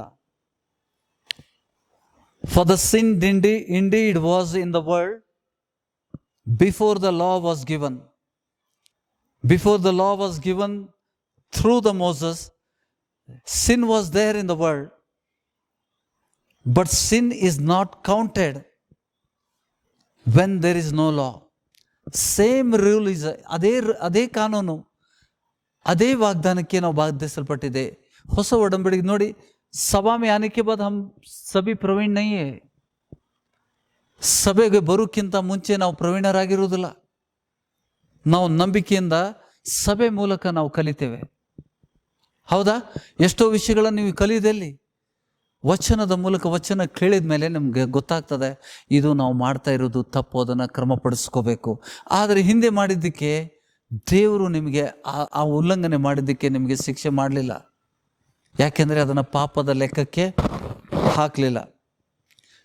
ಈಗ ಆ ಜ್ಞಾನ ಸಿಕ್ಕ ಮೇಲೆ, when you receive that knowledge, ಆಗ ನಾವು ಬೇಕಂತಲೇ ಅದು ಜ್ಞಾನ ಇದ್ದರೂ ಕೂಡ ತಪ್ಪು ಮಾಡಿದರೆ ನಮಗೆ ಶಿಕ್ಷೆ ಆಗ್ತದೆ. ಯಾಕಂದರೆ ನಿಮ್ಮ ಪಾಪಗಳು, ನೀವು ಆ ತಪ್ಪು ಹಿಂದೆ ಮಾಡಿದ್ದೀರಿ, ಆದರೆ ದೇವರು ಅದನ್ನು ಪಾಪದ ಪಟ್ಟಿಯಲ್ಲಿ ಇಡದೇ ಇದ್ದದ್ದಕ್ಕೆ ಸೈತಾನ ನಿಮ್ಮನ್ನು ಬಾಧೆಪಡಿಸ್ಲಿಕ್ಕೆ ಆಗಲಿಲ್ಲ.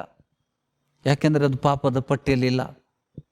ಈಗ ಸಭೆ ಮೂಲಕ ನೀವು ಜ್ಞಾನ ಪಡ್ಕೊಂಡ ಮೇಲೆ ಮತ್ತೆ ಅದೇ ತಪ್ಪನ್ನು ನೀವು ಮಾಡಿದರೆ, ಗ್ರಹಿಸ್ತಾ ಇದ್ದೀರಾ, ನಾವು ಶಿಕ್ಷೆಗೆ ಹೋಗ್ತೇವೆ, ನಾವು ಸೈತಾನಿಂದ ಬಾಧೆ ಪಡ್ತೇವೆ. ಗ್ರಹಿಸ್ತಾ ಇದ್ದೀರಾ? ದೇವರು ಕಲಿಸ್ತಾ ಇದ್ದಾನೆ ಸಭೆಗೆ, ದೇವರು ಕಲಿತಾ ಇದ್ದೇವೆ ನಾವು. ಅದಕ್ಕೆ ಎಲ್ಲ ವಿಷಯಗಳನ್ನು ನಾವು ಎಲ್ಲದರಲ್ಲಿ ಪ್ರವೀಣರಾಗಬೇಕು. ಚಿಕ್ಕ ಚಿಕ್ಕ ಆಜ್ಞೆಗಳನ್ನು, ಈ ಚಿಕ್ಕ ಚಿಕ್ಕ ಆಜ್ಞೆಗಳನ್ನು ನೋಡಿ, ಮತ್ತಾಯನ ಸುವಾರ್ತೆ 5ನೇ ಅಧ್ಯಾಯದಲ್ಲಿ ನಾವು ಬರುವ ಪರ್ವತ ಪ್ರಸಂಗ, ಅಲ್ಲಿ ಸ್ವಾಮಿ ಏನೋ ಹೇಳ್ತಾ ಇದ್ದಾನೆ, ಎಲ್ಲರಿಗೂ ಅನ್ವಯಿಸುವಂಥದ್ದು. ಮೊದಲು ಬೋಧಕನಿಗೆ, ನಂತರ ಕೇಳಿದಂಥವ್ರಿಗೆ.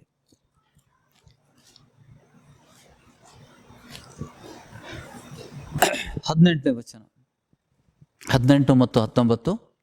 ನಿಮಗೆ ಸತ್ಯವಾಗಿ ಹೇಳುತ್ತೇನೆ, ಮತ್ತಾಯನ ಸುವಾರ್ತೆ 5ನೇ ಅಧ್ಯಾಯ. ನಿಮಗೆ ಸತ್ಯವಾಗಿ ಹೇಳುತ್ತೇನೆ, ಆಕಾಶವು ಭೂಮಿಯು ಅಳಿದು ಹೋಗುವ ತನಕ, ನೋಡಿ, ನೂತನ ಆಕಾಶ ನೂತನ ಭೂಮಂಡಲ ಹೊಂದ್ಕೊಳ್ತೇವ ನಾವು.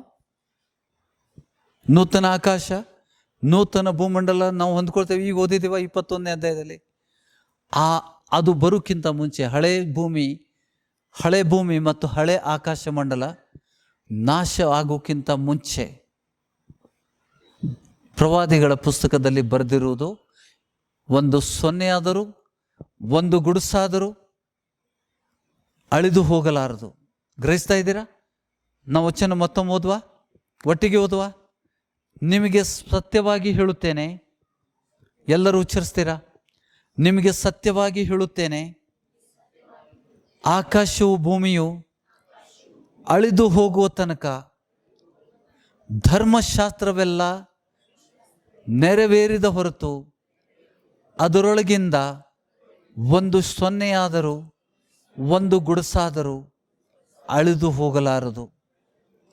Before we receive the new heaven and new earth, all the prophetic messages, ಧರ್ಮಶಾಸ್ತ್ರದಲ್ಲಿ ದೇವರು ಪವಿತ್ರಾತ್ಮನ ಪ್ರೇರಣೆಯಿಂದ ಬರೆಸಲ್ಪಟ್ಟಂಥ ಪ್ರತಿಯೊಂದು ವಚನಗಳು ನೆರವೇರುವುದು ಅವಶ್ಯ.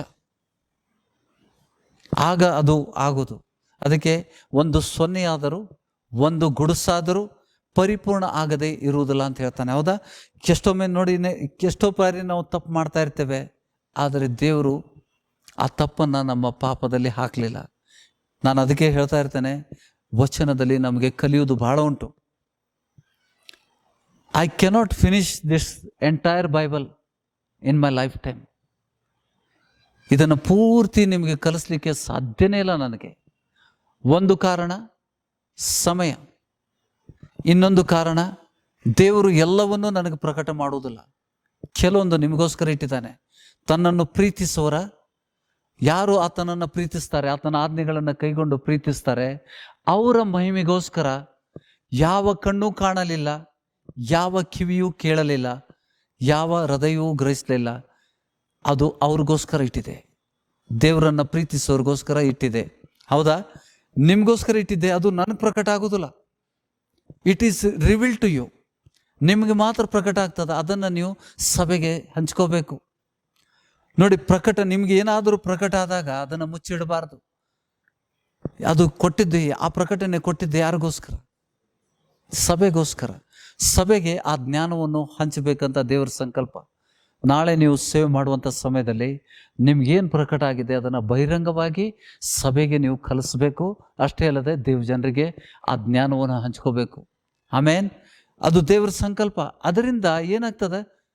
ನಿಮಗೆ ಮಹಿಮೆ ಆಗ್ತದೆ. ನಿಮ್ಮ ಮಹಿಮೆಗೋಸ್ಕರ ಅದನ್ನು ದೇವರು ಕೊಟ್ಟಿದ್ದಾನೆ. ಗ್ರಹಿಸ್ತಾ ಇದ್ದೀರಾ? ಈ ಕಾರಣದಿಂದ ನಾವೆಲ್ಲರೂ ಕಲಿತಾ ಇದ್ದೇವೆ. ಆ ಪೂರ್ಣ ಜ್ಞಾನ ಹೊಂದುವವರೆಗೆ ನಾವು ತಪ್ಪು ಮಾಡ್ತಾನೆ ಇರ್ತೇವೆ. ಯಾವಾಗ ನಮಗೆ ವಚನ ಸಿಕ್ತು, ಆ ತಪ್ಪು ಅಲ್ಲಿಗೆ ಫುಲ್ ಸ್ಟಾಪ್ ಆಗಬೇಕು.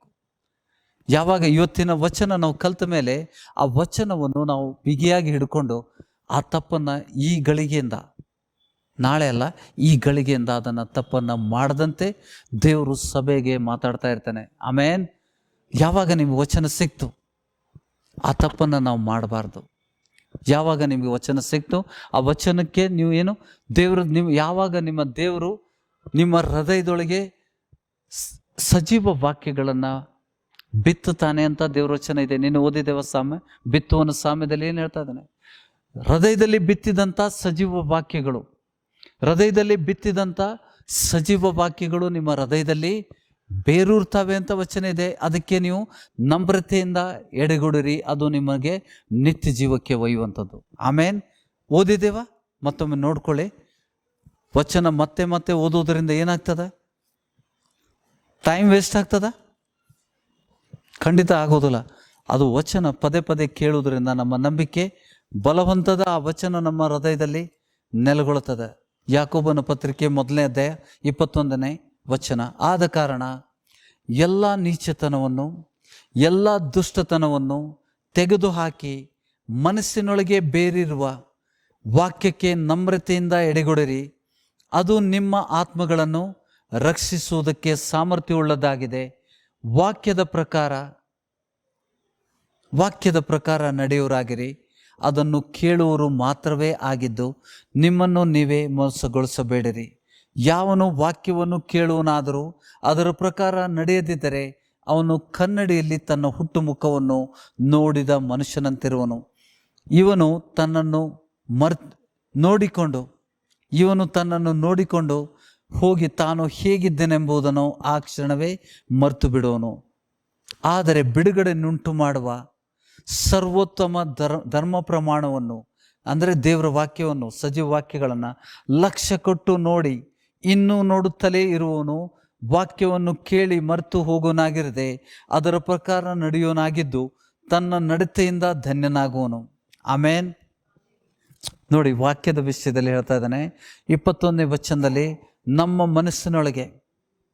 ನಮ್ಮ ಮನಸ್ಸಿನೊಳಗೆ ಬೇರಿರುವ ದೇವರ ವಾಕ್ಯಕ್ಕೆ ನಮ್ರತೆಯಿಂದ ಎಡೆಗೊಡಿರಿ, ಅದು ನಿಮ್ಮ ಆತ್ಮಗಳನ್ನು ರಕ್ಷಿಸುವುದಕ್ಕೆ ಸಮರ್ಥವಾಗಿದೆ. ಯಾವ ದಿವಸ ಹೊಸ ವಚನ ನಿಮಗೆ ಸಿಕ್ತು, ದೇವರ ಹೊಸ ಆಜ್ಞೆ ನಮ್ಗೆ ಸಿಕ್ತು, ಆ ವಚನಕ್ಕೆ ನಿಮ್ಮ ಹೃದಯದಲ್ಲಿ ಬಿತ್ತಲ್ಪಟ್ಟಿದೆ, ಅದು ಆ ವಚನವನ್ನು ನೀವು ಧ್ಯಾನಿಸಿ ಅದನ್ನು ಬಿಗಿಯಾಗಿ ಹಿಡಿದು ಅದನ್ನು ಕೈಗೊಂಡು ನಡಿಬೇಕು. ಅದು ನಿಮ್ಮನ್ನು ನಿತ್ಯ ಜೀವಕ್ಕೆ ಒಯ್ತದ. ನೋಡಿ, ಎಲ್ಲ ಆಜ್ಞೆಗಳನ್ನು ಕೈಕೊಂಡು, ಎಲ್ಲ ಆಜ್ಞೆಗಳನ್ನು ಕ್ರಮಬದ್ಧವಾಗಿ ಕೈಗೊಂಡು ಒಂದು ತಪ್ಪಿದರೆ ನಾವು ಎಲ್ಲವೂ ತಪ್ಪಿದಂತೆ ಅಂತ ಅಲ್ಲೇ ಬರೆದಿದ್ದಾನೆ. 2ನೇ ಅಧ್ಯಾಯದಲ್ಲಿ 10ನೇ ವಾಕ್ಯ, 2nd chapter verse 10, ಯಾಕೋಬ್ ಜೇಮ್ಸ್ 2nd chapter verse 10. ಯಾಕೆಂದರೆ ಯಾವನಾದರೂ ಧರ್ಮಶಾಸ್ತ್ರವನ್ನೆಲ್ಲ ಕೈಕೊಂಡು ನಡೆದು ಒಂದೇ ಒಂದರಲ್ಲಿ ತಪ್ಪಿದರೆ ಅವನು ಎಲ್ಲ ವಿಷಯದಲ್ಲಿಯೂ ಅಪರಾಧಿಯಾಗುತ್ತಾನೆ. ಆಮೇನ್. ಒಂದೇ ಒಂದು, ಎಲ್ಲದರಲ್ಲಿ ತಪ್ಪಿ ನಾವು ನೋಡಿ, ಗೊತ್ತಿಲ್ಲ ವಚನ ಗೊತ್ತಿಲ್ಲ ಅಂತಂದರೆ ಆ ತಪ್ಪಿದ್ದರಿಂದ ಎಲ್ಲ ಆಜ್ಞೆಗಳನ್ನು ಕೈಕೊಂಡು ನಡೆದಂಥ ನಾವು ಪಟ್ಟಂಥ ಪ್ರಯಾಸ ವ್ಯರ್ಥ ಆಗಿಬಿಡ್ತದೆ. ಆಮೇನ್. ಈ ಕಾರಣಕ್ಕೋಸ್ಕರ ನಾವು ಪ್ರತಿಯೊಂದು ವಚನಗಳನ್ನು ನಾವು ಪ್ರಯಾಸಪಟ್ಟು, ಹೌದಾ, ಸಂಪೂರ್ಣವಾಗಿ ಸೇವಕರ ಮೇಲೆ ಅವಲಂಬಿಸದೆ ದೇವರಾತ್ಮನ ಮೇಲೆ ಅವಲಂಬಿಸಬೇಕು ನಾವು ವಚನದಲ್ಲಿ. ಹೌದಾ, ನಮಗೆಲ್ಲರಿಗೂ ನಾವು ಕಲಿಬೇಕಾ? ದೇವರಾತ್ಮನಿಂದ ಕಲಿಸಲ್ಪಡುವಂತೆ ದೇವರು ನಮಗೆ ತನ್ನ ಆತ್ಮವನ್ನೇ ದಯಪಾಲಿಸಿದ್ದಾನೆ.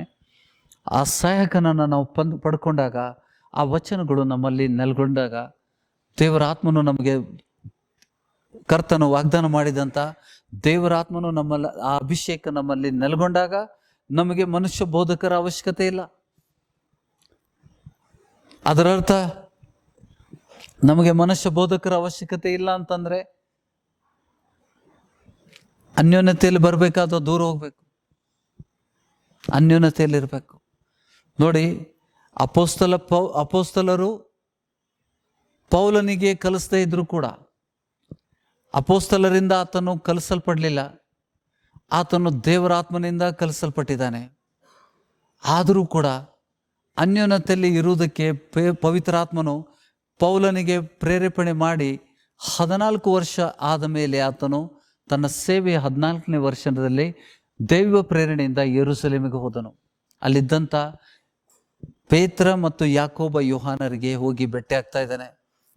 ಆತನು ತನ್ನ ವಚನದಲ್ಲಿ ಸ್ಪಷ್ಟ ಆಗ್ತಾನೆ, ನನಗಿಂತ ಮುಂಚೆ ಇದ್ದಂಥ ಅಪೋಸ್ತಲರು ನನಗೇನೂ ಕಲಿಸ್ಲಿಲ್ಲ ಅಂತ ಆತನು ಗಲಾತಿ 2ನೇ ಅಧ್ಯಾಯದಲ್ಲಿ ಇದನ್ನು ಬರೆಯಲ್ಪಟ್ಟಿದೆ, ಅದನ್ನು ಓದ್ಕೊಳ್ಳಿ. In the 2nd chapter of the Galatians, Paul went to the Jerusalem after 14 years by the inspiration of the Holy Spirit. ದೇವರಾತ್ಮನ ಪ್ರೇರಣೆಯಿಂದ ಆತನು ಅಲ್ಲಿಗೆ ಹೋಗಿ ಅಪೋಸ್ತಲರಿಗೆ ಭೇಟಿಯಾಗಿ ಬಂದ. ಅವನಿಗೆ ಅಲ್ಲಿ ಹೋಗ್ಲಿಕ್ಕೆ ಪ್ರೇರಣೆ ಮಾಡಿದವನು ಯಾರು? ಯೇಸು ಕ್ರಿಸ್ತನಾತ್ಮ, ದೇವರಾತ್ಮ. ಯೇಸು ಸ್ವಾಮಿನೇ ಅವನಿಗೆ ಪ್ರೇರೇಪಣೆ ಮಾಡೋದು, ಆತ್ಮದಲ್ಲಿ ಅವನಿಗೆ ಪ್ರೇರೇಪಣೆ ಮಾಡಿ ಆತನಿಗೆ ಅಲ್ಲಿ ಇದ್ದಂಥ ಅನ್ಯೋನ್ಯತೆ. ನೋಡಿ, ನಮ್ಗೆ ಅನ್ಯೋನ್ಯತೆ ಬೇಕು. ನಾವು ಅನ್ಯೋನ್ಯತೆಯಿಂದ ದೇವರ ರಾಜ್ಯವನ್ನು ಕಟ್ಟುವರಾಗಿ, ದೇವರ ರಾಜ್ಯವನ್ನು ಕಟ್ಟುವಂಥ, ದೇವರ ರಾಜ್ಯವನ್ನು ಒಂದು ಸೇವಕ ಇನ್ನೊಬ್ಬ ಸೇವಕರ ಜೊತೆಗೆ ಹೋರಾಡಬಾರ್ದು. ಒಬ್ಬ ವಿಶ್ವಾಸಿ ಇನ್ನೊಬ್ಬ ವಿಶ್ವಾಸಿ ಜೊತೆಗೆ ಹೋರಾಡಲಿಕ್ಕೆ ದೇವರು ನಮ್ಮನ್ನು ಕರಲಿಲ್ಲ. ದೇವರಾತ್ಮನು ನೀವು ಹೊಂದಿದಾಗ ಆ ಪವಿತ್ರಾತ್ಮನ ಅನ್ಯೋನ್ಯತೆಯಲ್ಲಿ ಬಂದ್ಬಿಡ್ತೀರಿ, ಪವಿತ್ರಾತ್ಮನ ಐಕ್ಯತೆಗೆ ಒಳಗಾಗ್ತೀರಿ. ಆಮೇನ್. ಈ ವಿಷಯದಿಂದ ನಾವು ಪ್ರತಿಯೊಂದು ವಚನಗಳನ್ನು ನಾವು ತಿಳ್ಕೋಬೇಕು. ನಾನು ಹೇಳೋದು ಸಭಾ ಹಿರಿಯನ ವಿಷಯದಲ್ಲಿ ನ್ಯಾಯ ತೀರ್ಪು ಮಾಡೋದಷ್ಟೇ ಅಲ್ಲ, ಯಾರಿಗೂ ನ್ಯಾಯ ತೀರ್ಪು ಮಾಡಬಾರ್ದು. ಸಾಕ್ಷಿ ಇಲ್ಲದೆ ನಾವು ಏನು ತೀರ್ಮಾನ ತಗೋಬಾರ್ದು. ಸಾಕ್ಷಿಗಳು ಬೇಕು ನಮಗೆ. ನಾನು ಎಲ್ಲೆಲ್ಲಿ ಹೋಗ್ತೇನೆ, ಏನು ಮಾಡ್ತೇನೆ ಅನ್ನೋದು ಯಾರು ಗೊತ್ತಿರೋದಿಲ್ಲ. ನಿಮಗೆ ಬ್ಯಾಕ್ಗ್ರೌಂಡ್ ಇರೋದಿಲ್ಲ, ಗೊತ್ತಿದ್ದದ? ನನ್ನ ಮನೆಯಲ್ಲಿದ್ದವ್ರಿಗೆ, ನನ್ನ ಜೊತೆಯಲ್ಲಿದ್ದವ್ರಿಗೆ ಗೊತ್ತಾಗ್ಬೋದು. ನಾನು ಎಲ್ಲರಿಗೂ ಎಲ್ಲಿ ಹೋಗ್ತೇನೆ ಅಂತ ಹೇಳಿರೋದಿಲ್ಲ, ಆದರೂ ಗೊತ್ತಾಗ್ತದೆ ಕೆಲವೊಮ್ಮೆ ಅವ್ರಿಗೆ. ಹೇಳುವ ವಿಷಯ ಅಂತಲ್ಲ, ಮುಚ್ಚಿಡುವಂಥ ವಿಷಯ ಅಲ್ಲ. ಆದರೆ ಸಭಾಪಾಲಕ ಮತ್ತೆ ಏನು ಮಾಡ್ತಾನೆ, ಇಲ್ಲಿಂದ ಹೋದ್ಮೇಲೆ ಏನು ಮಾಡ್ತಾನೆ ಯಾರು ಗೊತ್ತಿರೋದಿಲ್ಲ. ಎಷ್ಟು ಜನಕ್ಕೆ ನಾನು ಕಾಲ್ ಮಾಡ್ತಾ ಇರ್ತೇನೆ, ಎಷ್ಟು ಜನಕ್ಕೆ ನಾನು ಕಾಂಟ್ಯಾಕ್ಟ್ ಮಾಡಿ ಅವ್ರಿಗೆ ವಚನದ ಮೂಲಕ ಬಲಪಡಿಸ್ತಾ ಇದ್ದೇನೆ, ಅದು ಯಾರಿಗೂ ಕಣ್ಣಿಗೆ ಕಾಣದೇ ಇರುವಂಥದ್ದು. ಅದಕ್ಕೆ ಆ ವಿಷಯದಲ್ಲಿ ದೇವರಾತ್ಮನು ಪ್ರೇರೇಪಣೆ ಮಾಡ್ತಾ ಇದ್ದಾನೆ. ಹೌದಾ? ನೋಡಿ, ಕುರಿಗಳಿಗೆ ವಾಣಿ. ನಾವು ಈಗ 10ನೇ ಅಧ್ಯಾಯದಲ್ಲಿ ಇದ್ವಿ. ಹೌದಾ? ಮತ್ತೆ ತಿರುಗಿ ಅಲ್ಲಿಗೆ ಹೋಗುವ. ಯೋಹಾನನ ಸುವಾರ್ತೆ 10ನೇ ಅಧ್ಯಾಯದಲ್ಲಿ ಯೇಸು ಸ್ವಾಮಿ ಏನು ಹೇಳ್ತಾ ಇದ್ದಾನೆ, ಆತನ ಆ ವಚನಗಳನ್ನು ನಾವು ಗ್ರಹಿಸಲಿಕ್ಕೆ ಪ್ರಯತ್ನ ಮಾಡುವ.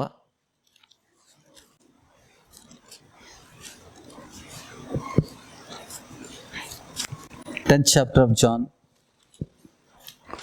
ಕುರಿಹಟ್ಟಿ ವಿಷಯದಲ್ಲಿ ನಾವು ಮಾತಾಡ್ತಾ ಇದ್ವಿ.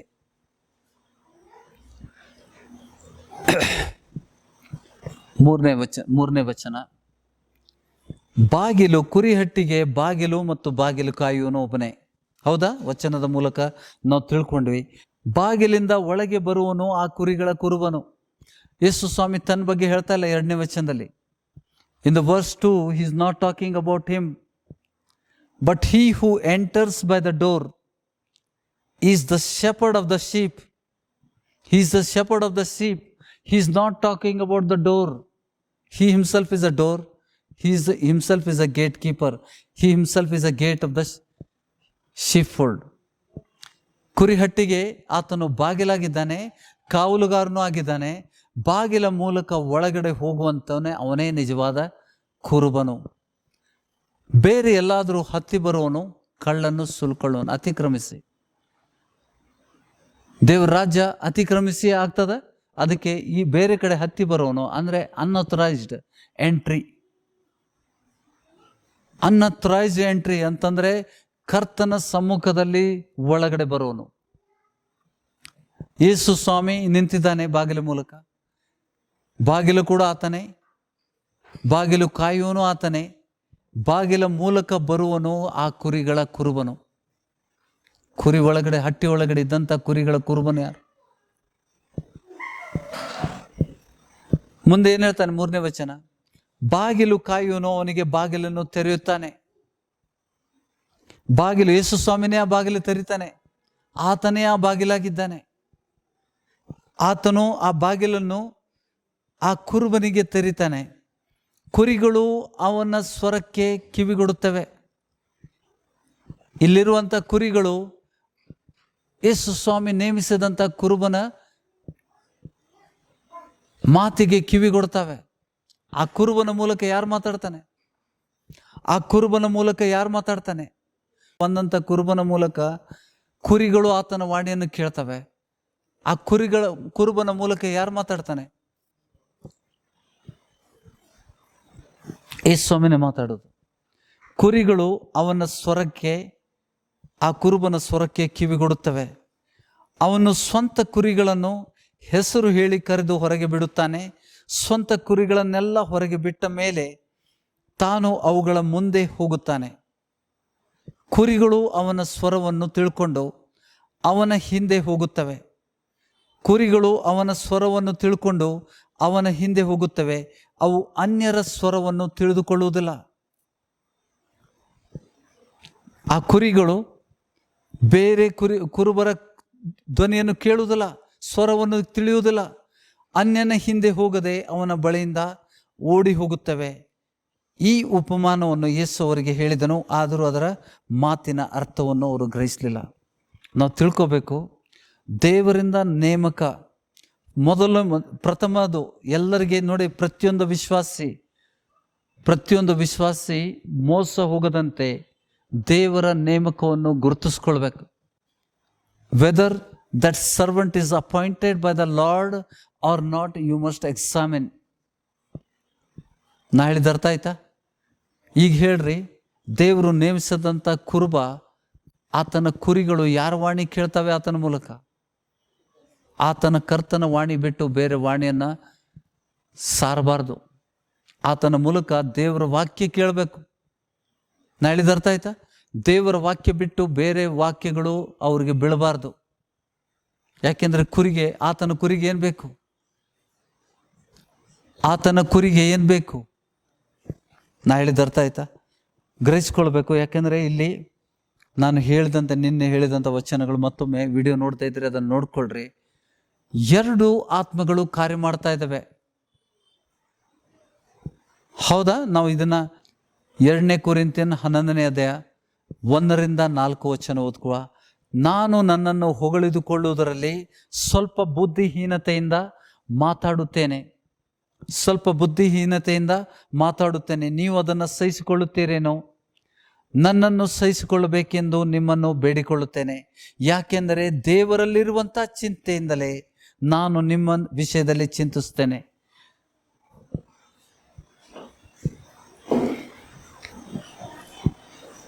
ಇಲ್ಲಿ ಇಂಗ್ಲಿಷಲ್ಲಿ ಸ್ವಲ್ಪ ವ್ಯತ್ಯಾಸ ಇದೆ. ಜಲಸಿ, ನಿಮ್ಮ ವಿಷಯದಲ್ಲಿ ನಾನು ಚಿಂತಿಸ್ತೇನೆ ಅಂತ ಹೇಳ್ತಾನೆ. ಯಾಕೆಂದರೆ ದೇವರಲ್ಲಿರುವಂಥ ಚಿಂತೆಯಿಂದಲೇ ನಾನು ನಿಮ್ಮ ವಿಷಯದಲ್ಲಿ ಚಿಂತಿಸುತ್ತೇನೆ. ನಿಮ್ಮನ್ನು ಕ್ರಿಸ್ತನೆಂಬ ಒಬ್ಬನೇ ಪುರುಷನಿಗೆ ಶುದ್ಧ ಕನ್ನಿಕೆಯಂತೆ ಒಪ್ಪಿಸಬೇಕೆಂದು ನಿಮಗೆ ಆತನಿಗೆ ನಿಶ್ಚಯ ಮಾಡಿದ್ದೇನಲ್ಲ. You are engaged. ದೇವರ ವಾಕ್ಯದ ಮೂಲಕ ನಿಮ್ಮನ್ನು ಆ ಮೊದಲಿಂಗನಿಗೆ ಕ್ರಿಸ್ತನಿಗೆ, ಮೊದಲಿಂಗ ಯಾರು? ಯೇಸು ಕ್ರಿಸ್ತನ, ಆತನಿಗೆ ಒಬ್ಬನೇ ಪುರುಷನಿಗೆ, ಕ್ರಿಸ್ತನೆಂಬ ಒಬ್ಬನೇ ಪುರುಷನಿಗೆ ಶುದ್ಧ ಕನ್ನಿಕೆಯಂತೆ ಒಪ್ಪಿಸಬೇಕೆಂದು ನಿಮ್ಮನ್ನು ಆತನಿಗೆ ನಿಶ್ಚಯ ಮಾಡಿದೆನಲ್ಲ. ಆದರೆ ಹೇಗೆ, he's expressing his worry in the verse 3. ಆದರೆ ಹೇಗೆ ಹವ್ವಳು ಸರ್ಪದ ಕುಯುಕ್ತಿಗೆ ಒಳಬಿದ್ದು ಮೋಸ ಹೋದಳು, ಹಾಗೆ ನಿಮ್ಮ ಮನಸ್ಸು ಕ್ರಿಸ್ತನ ವಿಷಯದಲ್ಲಿರಬೇಕಾದ ಯಥಾರ್ಥತ್ವವನ್ನು ಪಾವಿವ್ರತ್ಯವನ್ನು ಬಿಟ್ಟು ಕೆಟ್ಟು ಹೋದಿತೆಂದು ನನಗೆ ಭಯವುಂಟು. ಯಾಕೆಂದರೆ ನಾವು ಪ್ರಸಿದ್ಧಿಪಡಿಸದಿದ್ದ, ನಾವು ಬೋಧನೆ ಮಾಡದೇ ಇದ್ದಂಥ, ನಾವು ಪ್ರಕಟ ಮಾಡದೇ ಇದ್ದಂಥ ಮತ್ತೊಬ್ಬ ಯೇಸುವನ್ನು, ಬೇರೊಬ್ಬ ಯೇಸುವನ್ನು ನಿಮ್ಮ ಬಳಿಗೆ ಬೋಧಿಸೋರು, ಅವರು ನಿಮ್ಮ ಬಳಿಗೆ ಬರುವವರು ಪ್ರಕಟಿಸುವಾಗಲೂ ನೀವು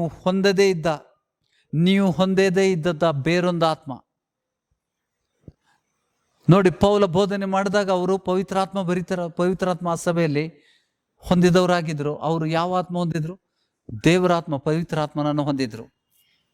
ಇಲ್ಲಿ ಬೇರೊಬ್ಬ ಕ್ರಿಸ್ತನನ್ನು ಬೋಧನೆ ಮಾಡಿದಾಗ ನೀವು ಪವಿತ್ರಾತ್ಮನ್ನು ಹೊಂದದೆ ಬೇರೊಂದು ಕೌಂಟರ್ಫಿಟ್ ಸ್ಪಿರಿಟ್, ಬೇರೊಂದು ಆತ್ಮವನ್ನು, ಡೂಪ್ಲಿಕೇಟ್, ಅದು ಸುಳ್ಳು ಬೋಧನೆ. 4ನೇ ವಚನ, ಯಾಕೆಂದರೆ ನಾವು ಪ್ರಸಿದ್ಧಿ ಪಡಿಸದಿದ್ದ ಮತ್ತೊಬ್ಬ ಯೇಸುವನ್ನು ನಿಮ್ಮ ಬಳಿಗೆ ಬರುವವರು ಪ್ರಕಟಿಸುವಾಗಲೂ, ಸ್ವಲ್ಪ ಗ್ರಾಮರ್ ತಪ್ಪಾಗಿದೆ, ಅದು ಹಿಂದೆ ಮುಂದೆ ಆಗಿದೆ. ಬೇರೆ ದುರ್ಬೋಧಕರು ಬಂದು ಬೇರೊಬ್ಬ ಯೇಸುವನ್ನು ಬೋಧಿಸುವವರು ನಿಮ್ಮ ಬಳಿಗೆ ಬರುವವರು, ಅವರು ಅದನ್ನು ಪ್ರಕಟಿಸುವಾಗಲೂ ನೀವು ಹೊಂದದೇ ಇದ್ದ ಬೇರೆ ವಿಧವಾದ ಆತ್ಮ ಪ್ರೇರಣೆ ಅಲ್ಲ, ಆತ್ಮನೇ ಹೊಂದುವಾಗಲೂ ಅವಲಂಬಿಸದೇ ಇದ್ದ ಅಪೊಸ್ತಲರು, ದೇವಜನರು ಅವಲಂಬಿಸದೇ ಇದ್ದಂಥ ಬೇರೊಂದು ಸುವಾರ್ತೆಯನ್ನು ಕೇಳುವಾಗಲೂ ನೀವು ಸಹಿಸಿಕೊಳ್ಳುವುದು ಬಹು ಆಶ್ಚರ್ಯ. ಈ ಮೂಲಕ ಯಾವ ರೀತಿ ಸೈತಾನ ಹವಳನ್ನು ಮೋಸ ಮಾಡಿದ, ಅದೇ ರೀತಿ ನೀವು ಮೋಸ ಹೊಂದುವಂಥ ಸಾಧ್ಯತೆ ಇದೆ ಅಂತ ಆತನು ಚಿಂತಿಸ್ತಾ ಇದ್ದಾನೆ ಸಭೆ ವಿಷಯದಲ್ಲಿ. ಆಮೇನ್. ಅದರಂತೆ ಆತನು ಇದನ್ನು ಹೇಳ್ತಾ ನೋಡಿ, ಅಲ್ಲಿ 13ನೇ ವಚನದಲ್ಲಿ ದುರ್ಬೋಧಕರ ವಿಷಯದಲ್ಲಿ, ಪೂರ್ತಿ ಅಧ್ಯಾಯ ದುರ್ಬೋಧಕರ ವಿಷಯದಲ್ಲಿ ಆತನ ಎಚ್ಚರಿಸ್ತಾ ಇದ್ದಾನೆ. ಸುಳ್ಳು ಅಪೋಸ್ತಲರ ವಿಷಯದಲ್ಲಿ ಆತನ ಎಚ್ಚರಿಸ್ತಾ ಇದ್ದಾನೆ. 13ನೇ ವಚನ, ಆದರೆ ಅಂಥವರು ಸುಳ್ಳು ಅಪೋಸ್ತಲರು, ಮೋಸಗಾರದ ಕೆಲಸದವರು, ಕ್ರಿಸ್ತನ ಅಪೋಸ್ತಲರಾಗಿ ಕಾಣಿಸಿಕೊಳ್ಳುವುದಕ್ಕೆ ವೇಷ ಹಾಕಿಕೊಳ್ಳುವವರು ಆಗಿದ್ದಾರೆ. ಇದೇನು ಆಶ್ಚರ್ಯವಲ್ಲ. ಸೈತಾನನು ತಾನೇ ಪ್ರಕಾಶ ರೂಪವುಳ್ಳ ದೇವದೂತನ ವೇಷವನ್ನು ಹಾಕಿಕೊಳ್ಳುವಾಗ ಸೈತಾನನ ಸೇವಕರು ಸಹ ನೀತಿಗೆ ಸೇವಕರಾಗಿ ಕಾಣಿಸಿಕೊಳ್ಳುವುದಕ್ಕೆ ವೇಷ ಹಾಕಿಕೊಳ್ಳುವುದು ದೊಡ್ಡದಲ್ಲ. ಆಮೇನ್. ಏನಂತಂದರೆ ಇಲ್ಲಿ ನಾವು ತಿಳ್ಕೋಬೇಕು, ಯೇಸು ಸ್ವಾಮಿ ಹೇಳ್ತಾ ಇರೋದು, the one who is appointed by the lord, the shepherd who is appointed by the lord is opening the door for him, gate for him. ಈ ಬಾಗಿಲುಗಳನ್ನು ಯೇಸು ಸ್ವಾಮಿ ತೆರೀತಾನೆ. ಆ ಬಾಗಿಲ ಮೂಲಕ ಆತನು ಕುರಿಗಳು ಕೇಳ್ತವೆ. ಕುರಿಗಳು ಯಾರ ವಾಣಿಯನ್ನು ಕೇಳ್ತಾನೆ? ಕ್ರಿಸ್ತನ ವಾಣಿನೇ. ಯಾಕಂದ್ರೆ ಆತನನ್ನ ದೇವರಾತ್ಮನ ಉಪಯೋಗ ಮಾಡ್ತಾ ಇರ್ತಾನೆ. ಅರ್ಥ ಆಯ್ತಾ? So he will be appointed by the God. God will never appoint any servant of God without anointing him with the Holy Spirit. ಮೋಶೆಗೆ ಕೂಡ ನೇಮಕ ಮಾಡಿದಾಗ, ದಾವೀದನಿಗೆ ನೇಮಕ ಮಾಡಿದಾಗ, ಮೊದಲನೇ ಅರಸನಾದ ಸೌಲನಿಗೆ ನೇಮಕ ಮಾಡಿದಾಗ ಅವರನ್ನು ಅಭಿಷೇಕಿಸಿದ. ಹೌದಾ? ದೇವ್ರ ವಾಕ್ಯಕ್ಕೆ ಆಧಾರ ಉಂಟಾ?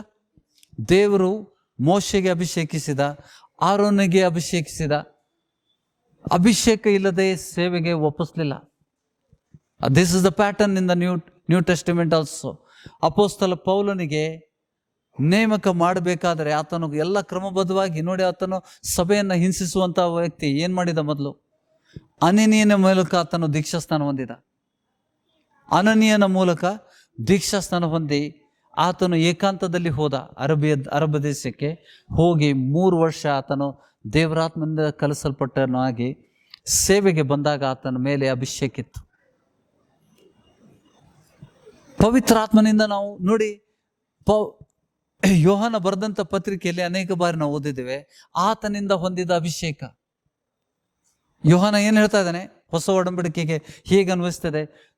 ಕ್ರಿಸ್ತನಿಂದ, ಯೇಸು ಕ್ರಿಸ್ತನಿಂದ ಹೊಂದಿದ ಅಭಿಷೇಕವು ನಿಮ್ಮಲ್ಲಿ ನೆಲೆಗೊಂಡಿದ್ದರೆ ನಿಮಗೆ ಬೇರೆ ಯಾರು ಬೋಧಕರ ಅವಶ್ಯಕತೆ ಇಲ್ಲ, ಮನುಷ್ಯ ಬೋಧಕರ ಅವಶ್ಯಕತೆ ಇಲ್ಲ. ಹೌದಾ? ಅಭಿಷೇಕ ಮಾಡಿದಾಗ ಮಾತ್ರ ನಮಗೆ ವಚನಗಳು ಪ್ರಕಟ ಆಗ್ತವೆ. ದೇವರ ವಚನಗಳು ನಮಗೆ ಪ್ರಕಟ ಆದಾಗ ಆ ಅಭಿಷೇಕ ನಮ್ಮಲ್ಲಿ ನೆಲೆಗೊಂಡ್ರೆ ಮಾತ್ರ. ಎಲ್ಲರಿಗೂ ಅದೇ, ದೇವರು ಪಕ್ಷಪಾತಿ ಅಲ್ಲ. ನೀವು ಪವಿತ್ರಾತ್ಮನಿಂದ ಕಲಿಬೇಕಂದ್ರೆ ಪವಿತ್ರಾತ್ಮನ ಅಭಿಷೇಕ ಅವಶ್ಯಕತೆ ಇದೆ. ನಾಳೆ ದೇವರು ನಿಮ್ಮನ್ನ ಪ್ರವಾದಿ ಅಂತ ನೇಮಿಸಿದ್ರೆ ದೇವರು ಪ್ರವಾದಿಯನ್ನ ನಿಮಗೆ ಅಭಿಷೇಕ ಮಾಡದೆ ನಿಮ್ಮನ್ನು ಪ್ರವಾದಿಯಾಗಿ ನೇಮಿಸುವುದಿಲ್ಲ. ಆಮೇನ್. ನಮಗೆ ಅಭಿಷೇಕದ ಅವಶ್ಯಕತೆ ಇದೆ. ಅಭಿಷೇಕ ಇಲ್ಲದೆ ನಾವು ಸೇವೆ ಮಾಡ್ಲಿಕ್ಕೆ ಆಗುದಿಲ್ಲ. ಯಾರಿಗೆ ಅಭಿಷೇಕ ಮಾಡ್ತಾನೆ? ದೇ ಆರ್ ಗಾಡ್ಸ್ ಚೋಸನ್ ಅಲ್ಲ. ಆ ವ್ಯಕ್ತಿಯ ಮೂಲಕ ಯಾರು ಕಾರ್ಯ ಮಾಡ್ತಾನೆ? ದೇವರೇ ಕಾರ್ಯ ಮಾಡ್ತಾನೆ. It is not his power. ಅದಕ್ಕೆ ನೋಡಿ, ನಾವು ಕೆಲವೊಂದು ವಚನಗಳನ್ನು ತಿಳ್ಕೋಬೇಕು. ನಾವು ಓದಿದ್ದೇವೆ, ನಾವು ಅಲ್ಲಿಗೆ ಹೋಗೋದು ಬೇಡ, ಸಮಯ ಆಗಿದೆ. ಯೋಹಾನನ ಪತ್ರಿಕೆ 5ನೇ ಅಧ್ಯಾಯ 18ನೇ ವಚನ ಏನು ಹೇಳ್ತದೆ? ದೇವರಿಂದ ಹುಟ್ಟಿದವನು ಪಾಪ ಮಾಡುವನಲ್ಲವೆಂದು ನಮಗೆ ತಿಳಿದಿದೆ. ಯಾರು ಆ ಹುಟ್ಟಿಸಿದಾತನು, ನಮ್ಮನ್ನು ದೇವರಿಂದ ಹುಟ್ಟಿಸಿದಾತನ ಆ ದೇವರ ಜೀವವು ನಮ್ಮಲ್ಲಿ ನೆಲೆಗೊಂಡಿದ್ದರಿಂದ ನಾವು ಪಾಪ ಮಾಡಲಿಕ್ಕೆ ಸಾಧ್ಯ ಇಲ್ಲ ಅಂತ ಹೇಳ್ತಾನೆ. ಆ ಜೀವ, ಆ ದೇವರ ಜೀವವು ನಮ್ಮಲ್ಲಿ ನೆಲೆಗೊಂಡಂತ ಆ ಪವಿತ್ರಾತ್ಮನು ನಮ್ಮನ್ನ ಪಾಪ ಮಾಡಲಿಕ್ಕೆ ಕೊಡುವುದಿಲ್ಲ ಮತ್ತು ಕೆಡುಕನ್ನು ನಮ್ಮನ್ನು ಮುಟ್ಟುವುದಿಲ್ಲ. ವಚನ ಹಂಗೆ ಇದೆಯಾ? ಪಾಪ ಮಾಡದಂತೆ ಪವಿತ್ರಾತ್ಮನ ಅಭಿಷೇಕ ಹೊಂದಿದ ಮೇಲೆ ನಾವು ಪಾಪ ಮಾಡದಂತೆ ತಡೆಯೋನು ಯಾರು? ಅದಕ್ಕೆ ದೇವರಾತ್ಮನು ಹೊಂದಿದಂಥ ವ್ಯಕ್ತಿಯಲ್ಲಿ ಆ ಫಲಗಳು ಕಾಣ್ತದೆ. ಶಮೆ ದಮೆ ಅಂದ್ರೆ ಏನು? Self control. He will have a complete control on is all body. ನಿಯಂತ್ರಣ ಮಾಡ್ತಾನೆ. ತನ್ನ ನಿಯಂತ್ರಣ ಮಾಡಲಿಕ್ಕೆ ಯಾವಾಗ ಸಾಧ್ಯ? ನಮಗೆ ಪಾಪರಹಿತ ಜೀವಿತ ಜೀವಿಸ್ಲಿಕ್ಕೆ ಯಾವಾಗ ಸಾಧ್ಯ? ದೇವರಾತ್ಮನು ಹೊಂದಿದಾಗ. C we have multiple many ವಚನಗಳು. ಒಬ್ಬ ವ್ಯಕ್ತಿಯನ್ನು ಗುರುತಿಸೋದು ಹೇಗೆ? ಪವಿತ್ರಾತ್ಮನು ಹೊಂದಿದಂಥ ವ್ಯಕ್ತಿಯನ್ನು ಗುರುತಿಸೋದು ಹೇಗೆ? ಆತನ ಫಲಗಳಿಂದ. ಅದನ್ನು ನಾವು ಗುರುತಿಸ್ಕೊಳ್ಳಿಲ್ಲ ಅಂದರೆ ನಾವು ಮೋಸ ಹೋಗ್ತೇವೆ. We can be easily B trapped and deceived.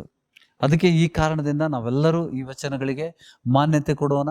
ಇವತ್ತು ಕೊಟ್ಟಂಥ ವಚನ ತಿಮೋತಿಯಲ್ಲಿ ಬರೆದಂಥ, ಹೌದಾ, ನಾವು ತಪ್ಪಿರ್ಬೋದು, ನಾವು ತಪ್ಪಾಗಿ ಡಿಸಿಷನ್ ತಗೊಂಡಿರ್ಬೋದು, ಆದರೆ ಇವತ್ತಿನ ವಚನ ನಮ್ಮನ್ನು ಗದರಿಸ್ಬೇಕು, ನಮಗೆ ಚುಚ್ಚಬೇಕು. ಅಲಗನೆಟ್ಟಂತಾದರೆ ಮಾತ್ರ ನಾವು ಬದಲಾವಣೆ ಆಗ್ತೀವಿ, ಇಲ್ಲಾದ್ರೆ ಆಗೋದಿಲ್ಲ. ಆಮೇನ್. ಕೇಳ್ತೀರಾ? ಪ್ರತಿಯೊಬ್ಬರ ವಿಷಯದಲ್ಲೂ ಅಷ್ಟೇ. ನಮಗೆ ಒಳ್ಳೆ ಸಾಕ್ಷಿಗಳಿರ್ಬೇಕು ಸಭೆಯಲ್ಲಿ ನೇಮಕ ಹೆಂಗಿರ್ತದ? ಒಳ್ಳೆ ಮನಸ್ಸಾಕ್ಷಿ ಉಳ್ಳವರಾಗಿರ್ಬೇಕು. ಒಳ್ಳೆ ಮನಸ್ಸಾಕ್ಷಿ ಇದ್ದಂಥ ಜನರನ್ನೇ ನಾವು ಮೇಲಕ್ಕೆ ಎತ್ತಬೇಕು. ಆ್ಯಕ್ಚುಲಿ ಇವತ್ತಿನ ವಚನಕ್ಕೋಸ್ಕರ ದೇವರಿಗೆ ಧನ್ಯವಾದಗಳನ್ನು ಸಲ್ಲಿಸುವ. ಸಾಧ್ಯ ಆದರೆ ಎದ್ನಿಲ್ರಿ. ಸ್ವಾಮಿ, ಇವತ್ತಿನ ಈ ಸಾಯಂಕಾಲದ ಸಮಯದಲ್ಲಿ ಒಂದು ಚಿಕ್ಕ ಹಿಂಡಾಗಿ ನಿನ್ನ ಪಾದ ಸಾನ್ನಿಧ್ಯದಲ್ಲಿ ಸುರಕ್ಷಿತವಾಗಿ ಬರುವಂತೆ ನಮ್ಮನ್ನು ಕಾದು ಕಾಪಾಡಿದ್ದಿ. ನಿನಗೆ ಧನ್ಯವಾದಗಳನ್ನು ಸಲ್ಲಿಸ್ತಾ ಇದ್ದೇವೆ ಸ್ವಾಮಿ. ನಿನ್ನ ಶ್ರೇಷ್ಠ ವಚನಗಳಿಂದ ನಮ್ಮನ್ನು ತೃಪ್ತಪಡಿಸಿದ್ದಿ. ವಚನಗಳ ಗೂಢಾರ್ಥಗಳನ್ನು ನಾವು ಗ್ರಹಿಸುವಂತೆ ನಮಗೆ ಸಹಾಯ ಮಾಡಿದ್ದಿ. ನಿನ್ನ ಕೃಪೆ ಮತ್ತು ಕರುಣೆ ಹಸ್ತದಿಂದ ನಮ್ಮನ್ನು ಮುಟ್ಟಿ ಬಲಪಡಿಸು. ಜೀವ ಸ್ವರೂಪನಾದ ದೇವರಾಗಿದ್ದಿ. ಆಕಾಶ ಮಂಡಲ ಭೂಮಂಡಲವನ್ನು ಸೃಷ್ಟಿಸಿ ಅದನ್ನು ಕ್ರಮಪಡಿಸಿ ನಿನ್ನ ವಾಕ್ಯದ ಬಲದಿಂದ ನಿಯಂತ್ರಿಸುವಂಥ ಜೀವ ಸ್ವರೂಪನಾದ ದೇವರಾಗಿದ್ದಿ ಸ್ವಾಮಿ. ದೇವಜನರು ಕೇಳಿದಂಥ ವಚನಗಳು ಅವರ ಹೃದಯದಲ್ಲಿ ತಂದೆ ಬೇರೂರುವಂತೆ ನಾನು ಪ್ರಾರ್ಥಿಸ್ತಾ ಇದ್ದೇನೆ. ಸೈತಾನ ಮತ್ತು ಆತನ ದೂತರು ಹೃದಯದಿಂದ ವಚನಗಳನ್ನು ಕದಿಯದಂತೆ, ವಚನದ ಗೂಢಾರ್ಥಗಳನ್ನು ಗ್ರಹಿಸದಂತೆ ಮಾಡುವಂಥ ಆತನ ಸಾಮರ್ಥ್ಯಗಳನ್ನು ಯೇಸುವಿನ ನಾಮದಲ್ಲಿ ಮುರಿತಾ ಇದ್ದಾನೆ. ಸೈತಾನ ಕದಿಯದಂತೆ ಆತನಿಗೆ ಅಪ್ಪಣೆ ಕೊಡ್ತಾ ಇದ್ದಾನೆ ಯೇಸು ಕ್ರಿಸ್ತನ ನಾಮದಲ್ಲಿ.